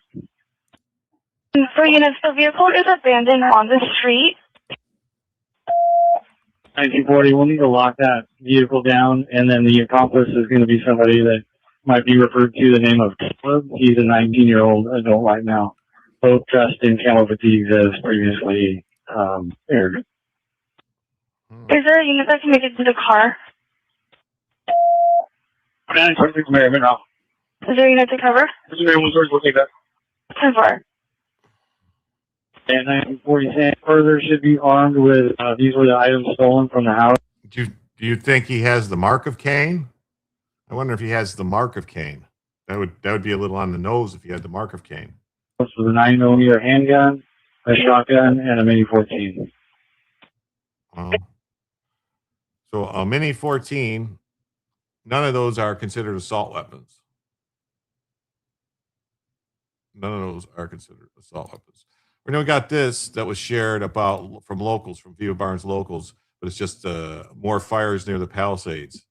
This is Benny Johnson. I know a lot of people don't like Benny Johnson, but let's just see. Man, LA is such a dumpster fire, and a biblical fire, literally, is now moving just north of Los Angeles, torching hundreds of acres all over again. This isn't far from the Palisades, of course, which sparked the mayoral run of Spencer Pratt. You can see here it is in Simi Valley. Simi Valley. Just north Simi Valley, of Los Angeles. Right here. The Pacific Palisades is right here. We got a $10 coming in from Christine. Says, everyone pray for Tina Peters. Yes, I'm praying for Tina Peters. I hope she makes it to June 1st when she's going to get that he gets that she makes it to June 1st and gets out, and safe and sound and everything is okay. Thank you for the 10. What that 10 means, we're only $47 away, folks. $47 away from adding 47 as in President Trump, 47 away from adding the second additional hour of the show. I hope she gets released. She's getting released June 1st. She's getting released. Why would she not make it 13 days? Well, she's very ill from what I've been reading. That might have been part of the reason that they decided to release her, because they didn't want her to they didn't want her to die in prison and become a martyr. So yeah, so roughly 14 days. June 1st, she's supposed to get out. June 1st. Yes, hope. When Cain committed murder, he killed a quarter of the world's population. Yeah, it's crazy, right? He was the first genocide ever was by Cain. It was Cain-icide. It's crazy. And so right in the same area, the fire now roaring, fast moving, burned 200 acres. Evacuations are happening all across the area, giving us an opportunity to. Simi Valley, California authorities issuing evacuation orders as a fast-moving she's still ill. brush She's fire very is ill. now burning near homes in Simi Other Valley. The prisoners Sandy have fire been broke out at targeting her, 10:50 yes. a.m. local time, we are told, and has Yes, burned at pray least for 10 Tina acres, Peters. according to a local Check it report. out and sue the heck out Helicopters of have been dumping government. water on the fire, and we have Tina been Peters, seeing, yeah. wow, look at this site here. We've been seeing Should structures have never burning been in there. prison. That's right. We're Never unclear if been the in structures prison. we've been seeing on fire are homes, but this is some of the new video, I should say, live shot that we are getting of this happening and spreading right now. John, wow. Just in time for the LA mayor's race, where the incompetence of California leadership was on full display. You're right. You're right, Rich. We made it to 4 whole people before we got our first genocide as humans. Yeah, it's crazy, isn't it? Reminder of Gavin Newsom sitting there, thrilled as he watched homes get torched to the ground, excited because these Total were political Republican prisoner. neighborhoods, because these people voted against him, are the least woke people because they were rich neighborhoods. Is this that were live? occupied by legacy This is homes happening for right people, now. Newsom's just that pointing at lived it. in Yeah, start the California and fire built over California. there. Unlike Get rid of that his house. I family, want to buy this Gavin Newsom land. loved to watch these people burn and burn alive. He's such a monster. The optics were so Citizens an atrocious. apology for being absent while their homes were burning. Do you regret cutting the fire department budget by millions Now of dollars, Madam Mayor? Yeah. This was, and she doesn't answer. She just gets asked questions like this over and over and over again. This is Karen Bass. I'm just like, Yeah, they got the guy who started the last fire. They got that guy. You know, so I think he's trying to plead like insanity or something. They'll probably let him off. reliving how atrocious the optics were for Democrats here in California. I mean, they were just proven to be so evil. Remember that time when Gavin Newsom faked that he had a phone call with Joe Biden? Yeah, remember that time? Making sure people I'd are like safe. to make sure you do. Can I have an opportunity to at least tell people you're doing what you're saying you're doing? Could somebody have a contact? Can I have your contact information? Yeah, contact, yeah. A message from the Reagan Library. Due to the standing fire, the Reagan Library has been evacuated. It's closed for the remainder Fire of the the day. Reagan Library. Wow. Stronger. The fires are actually technically worse. You can see them right up against the single family homes there, and beautiful looking homes there in Simi Valley. Well, Karen Bass is worried about getting meth heads new grills. The LA Fire Department has 3 dozen less firefighters than we had when the Palisades fire hit. Folks, you need to vote like your life depends on it. Yeah, because Karen Bass's big plan, is to give free teeth to meth heads.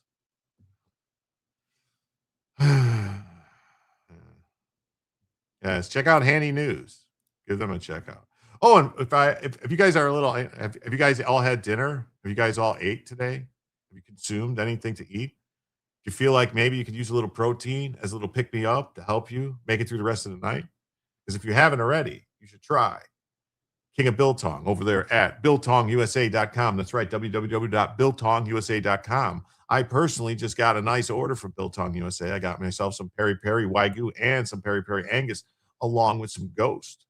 And they had a bunch of other stuff that I got from them too, which you should check out. They have like snacks, they have cookies and cakes and chips and stuff, and all kinds of stuff that's really good. If you go to www.BiltongUSA.com and use promo code JIM, it will save you 10% for all your Biltong needs. So go ahead and check out King of Biltong over there, Biltong USA, and tell them Jim sent you. Because it literally does. Says Spencer Pratt. Reagan Library evacuated. In that direction. So as a matter of precaution, the Reagan Library has been evacuated completely. Just a handful of staff remaining on site. All tour groups, including some school groups, moved out of there. The vast majority of the staff are sent home. And as you Okay. Ladies and gentlemen, Reagan Presidential Library evacuated. Of course, the library houses some incredibly, just purely priceless pieces of American history. So surely they have some type of evacuation. Was that a skit? No, that was an actual ad. Yes, King of Biltong is amazing. They're family owned and support all of Rumble. Yes, they do. They're great people. They are. They're really good. It's all, where do they get their meats? I believe they get it all locally sourced from Texas. Yes, some young guy, the cream of some young guy. Yes, it was.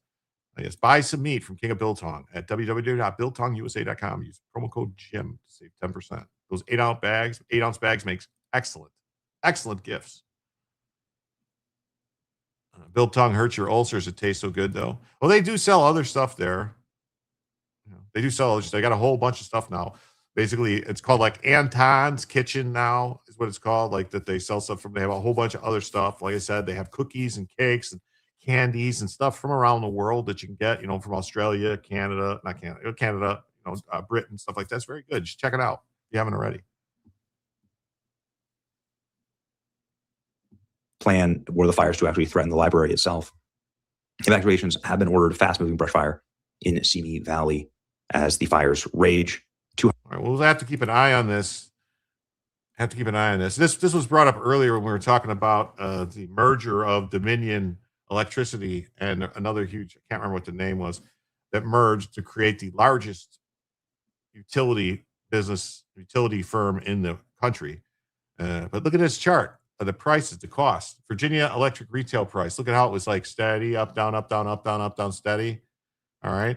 And then you get right here to, what is this, like 2008, right in 2008, and it just jumped up. And then, oh, look at right here when Biden come in, 2021. Look at this. Oh, jump up. That's crazy. Why does this happen? Obama comes in, it jumps up, it doubles. And then Biden comes in and it doubles. Why do you think that is? Why do you think that is? We're not allowed to say homeless anymore. We have to call them unhoused. How about no? I'll call them homeless. Drew Barrymore is a fire starter. It's crazy. It is. Who do you spell biltong? No requirement for citizenship. Or how do you spell biltong? Just like you spelled it. Biltong.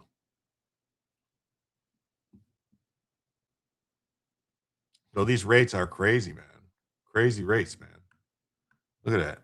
Crazy rates going up, up, up, up, up, up, up. Something's got to be done to bring the rates down. All right. Now we got this. Trump rips Massey ahead of contentious Tuesday primary.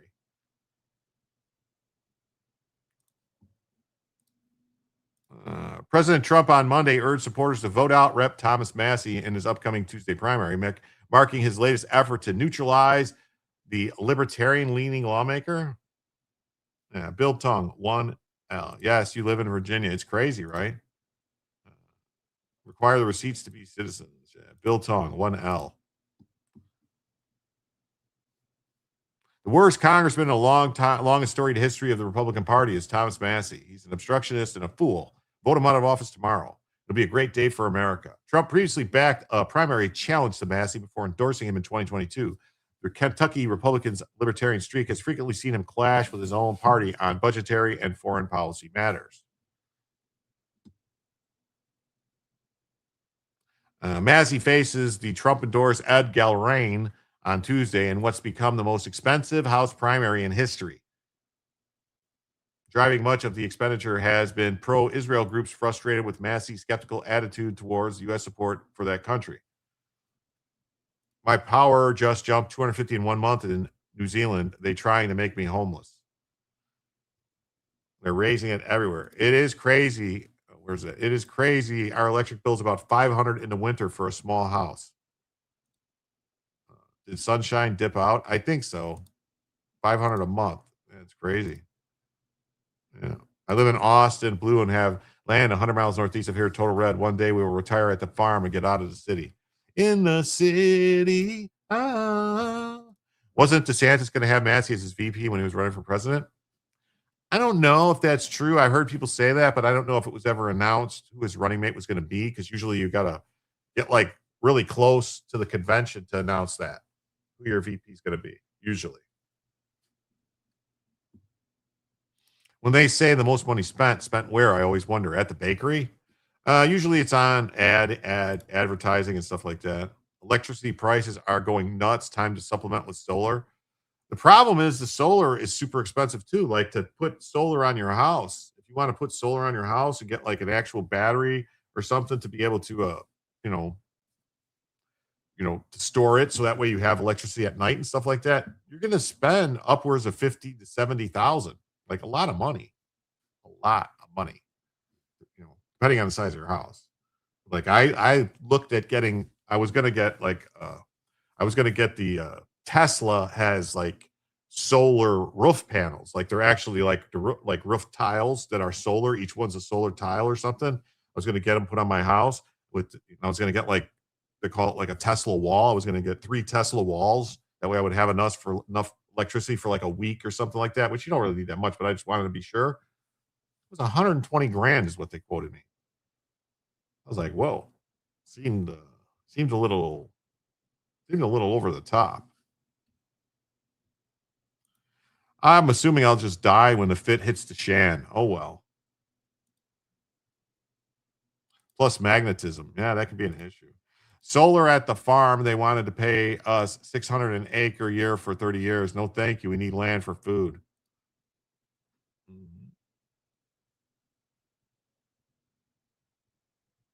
Cassandra, yeah, this Saturday, the same guy I had on last Monday about the SPLC. His demands are insane. Oh,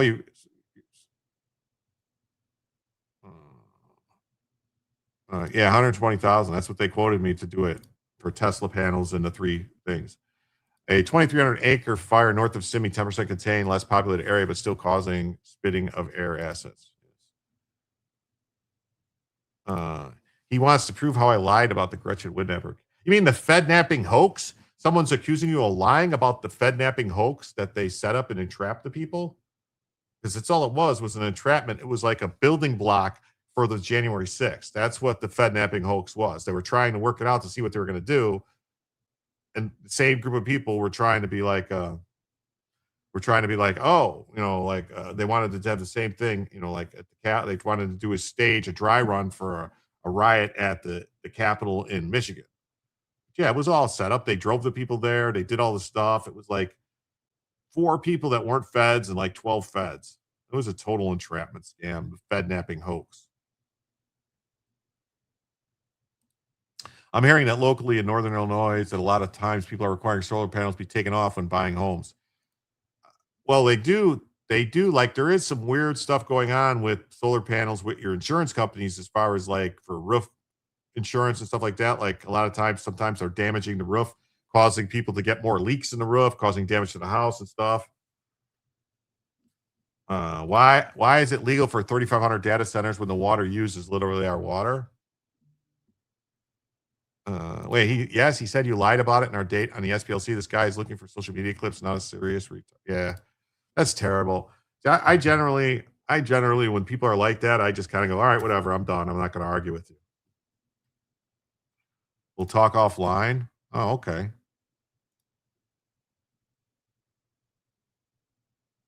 Water war soon. Probably. Trump to Kentucky en masse. He vote the bum out.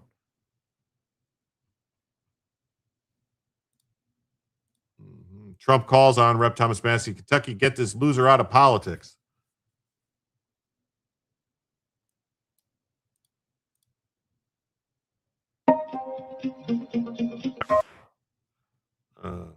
So fresh off his work to oust Bill Cassidy in the Louisiana primary, Trump made a call to action against Thomas Massie. Tom Massie is the worst and most unreliable Republican in the history of our country. Cassidy failed to advance in the Louisiana Republican state primary, Senate primary. Trump used Cassidy's defeat as a warning shot at Massie. Very disloyal, but Tom Massie, a major sleazebag, is even worse. Vote for Ed Galrain. Ed will never let you down. Make America great again. So Trump really doesn't, he's mad. He's really mad at him.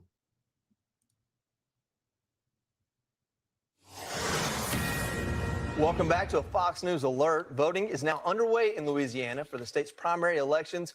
And of course, all eyes are on the Republican Senate race because voters are going to decide whether to keep an incumbent Senator, Bill Cassidy, or go a new route with one of the with either the Trump-backed Louisiana Congresswoman Julia Letlow or State Treasurer John Fleming. Cassidy faces an uphill battle with MAGA supporters after voting to convict Trump in his second impeachment trial. And today, President Trump, weighing in, called Cassidy a disloyal disaster who is bad for Louisiana. Joining us now to respond for tonight's first exclusive big close-up is Louisiana Senator Bill Cassidy.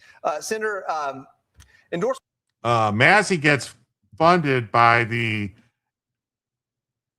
Iranian American PAC. It's called NIAC or something like that. NAIC. It's the National American Iran Coalition or something. NAIC. It's the National American Iran Coalition. That's who he's funded through. He's the only Republican Republican that gets funding from them at all. He got awards. Him and Ro Khanna got awards from him for doing such great work to defend the people of Iran. He's probably got the money from Dems. Yeah, he's getting money through Act Blue. He's getting money from all Dems. He's gotten money from all Dems. No one should be getting foreign money in campaign. Yeah, well, that's what they get. Endorsements don't always make a race, but I guess sometimes. Oh, I'm not watching this with Cassidy. Never mind. Never mind. We ain't watching that. So Trump says get Massey thrown out. Yeah, I mean, here's Massey with his best buddy. Right? See, there's Massey. Oh, there's Massey. But why has he got that look on his face with Boebert? And there he is with his best buddy, Ro Khanna, the communist.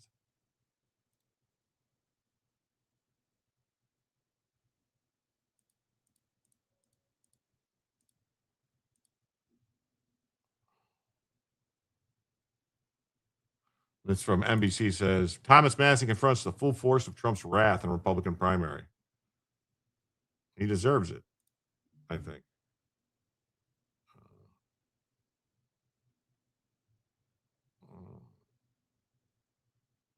In Kentucky, Trump searched for months for a challenger to Massey, eventually landing on Galrain, who had sought public office just once before, losing a state Senate race. When Galrain entered the primary against Massey in October, blessed by Trump, encouraging him to run, he was, by most accounts, a blank slate. I just want to give somebody a warm body to beat Massey. And I got somebody with a warm body, but a big, beautiful brain and a great patriot. Galrain leaned into his identity as Trump's chosen candidate. And term limits wouldn't be bad. Yeah. Lauren Boebert probably had sex with him. Maybe. Okay. So either Israel funds or Iran funds politicians. That's what it seems like. Like his biggest, like they said, one of his biggest donors is some guy, as an Iranian dude, Iranian businessman, is giving him like a lot of money. You know how hard it is to find a specific document in a case 4 years old? It's very hard. Do you have a Pacer account or a LexisNexis? That's what you would need. If you want to look for stuff from old cases, you got to have like a Pacer account or LexisNexis so you can find the documents if they've been scanned into the system. Put nation in front of immigration and customs enforcement, so TARS will have to say F nice. Yeah, national in front of, that's what they talked about. New law, all federal politicians can't spend more than $2.5 million per election. Test to see how well they budget. Yeah, I mean, they would just find a way around it. That's what they would do. They would find a way around it. That's what they would do. They would find a way around it. Trump and Massey's contentious relationship dates back to Trump's first term when Massey blocked swift passage of COVID relief bill during the pandemic. Well, I have to say, I agree with Massey on that. We didn't need any COVID relief money. Trump then demanded Massey be thrown out of the Republican Party, calling him a third-rate grandstander. That didn't come to pass. Massey was one of only 2 House Republicans to vote against Trump's big, beautiful bill. Yes, because he didn't. And the reason Massey said he voted against it because he said it was too much money being spent on voter security. I think Elon Musk gave up on this place, joked Massey. He found it was easier to land rockets backwards than it was to get this place to cut even a dime of spending. Well, that's because it's Congress spending the money. The final straw for Trump, according to Massey, was when the Congress's participation in a bipartisan push to force the Justice Department to release all the files pertaining to Epstein. That's because Massey was purposely doing it, and he was standing with people holding fucking signs that said Trump was a pedophile and Trump was a rapist and Trump was friends with Epstein. And they try to blame Trump, saying like, oh, Trump's name is mentioned in these files this many times. It's like, yeah, that was Jeffrey Epstein telling people Trump's a scumbag, he hates him, and other people saying stuff about Trump. It was him bitching about Trump. It wasn't that Trump did anything. Trump did not, there was not one email message from Trump to Epstein in any of those files. Not one. Or from Epstein to Trump. No communication between the two of them. None. Zilch. Zip. Zero. He claims he votes with the party 90% of the time. That's actually not true. I've looked at the numbers. Massey votes with the party 72% of the time. Massey was long opposed foreign aid and military involvement, also sponsored a war powers resolution to stop Trump's strikes on Iran. Massey, he's backed by Iran, wants, all right, Iran to get a nuclear weapon. He wants Iran to win. He supports Iran. That's his thing. Sorry. He's getting money from Iranians. He gets awards from Iranians. Hangs out with Ro Khanna. He stands around with people wearing keffiyehs. What does that tell you?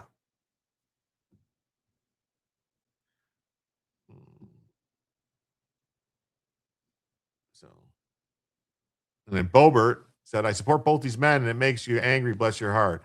So now Trump is going after Massey's election is tomorrow. Am I right? Yep, it's tomorrow. Supposedly, it's like, according to like people who love Massey, Richard Barris and them, that the Iran has no nukes. Israel does. Iran supposedly doesn't at this moment. You know who needs nukes? You know who should have nukes? Taiwan. Taiwan should have nukes. That would solve a lot of problems if Taiwan just all of a sudden says, hey, China and everybody, by the way, we've got like 50 nukes here, so maybe don't think about attacking us. Because that's the ultimate trump card, is to have nukes and then nobody's going to mess with you. Yeah, I'm all for Western nations not being involved in the Middle East shit show. Yeah, me too. But you know, they tried to do it peacefully, and when the Iranians told the negotiators, "Hey, listen, we've got enough material to make 11 bombs, and you can't stop us," that's what they said. They're like, "You can't stop us militarily from doing it, so why would we give it up to you in diplomatic negotiations?" And they said, "Oh, we can't stop you militarily? Hold my beer." So that's where we're at now. We'll have to wait and see. So I don't know. We'll see. So Representative Andy Barr, who's running for Senate, has endorsed Galreen. Thomas has a pretty loyal libertarian group in Northern Kentucky, and they're pretty immovable. But what you see, which is different than in prior cycles, is the anti-establishment rural MAGA vote cutting against Thomas. They've grown extremely wary of what they see as disloyalty to the president. False flag on Memorial Day or no? Possibly.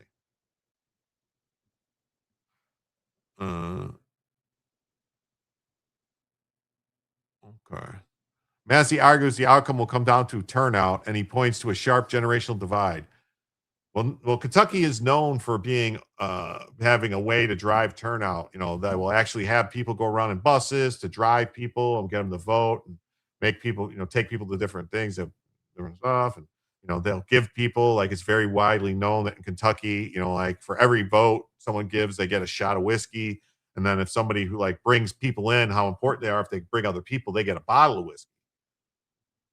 They get playing cards, and for the card they turn in to get whiskey at the local bar. It's like widely known. That's how Kentucky operates. Well, there's a lot of congressmen here. He wouldn't know their first name or last name from what state he's from. He knows who I am. He knows what I stand for. Massey is Massey first. That's what they say.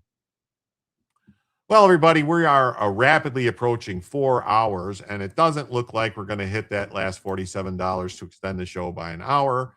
So I think that's going to be it for this evening. Now, I'm going to send everybody over on both Rumble and on YouTube. I'm going to send everybody over to the Third Railify. That's where everyone's going to go. Third Railify. All right. So go over there, tell them I said hi, and can't stop the military. Hey, y'all watch this. That's exactly what happened. So yeah, I'm going to send everybody over there. Just check Cal. She gains at 60%. Yeah, I'm saying. I think it's going to be an issue. So we'll send everybody over there to the off-label podcast. I'm sorry, not off-label, off to Third Railify. So everybody go have fun over there. And come on back tomorrow for Jim to tell you the news.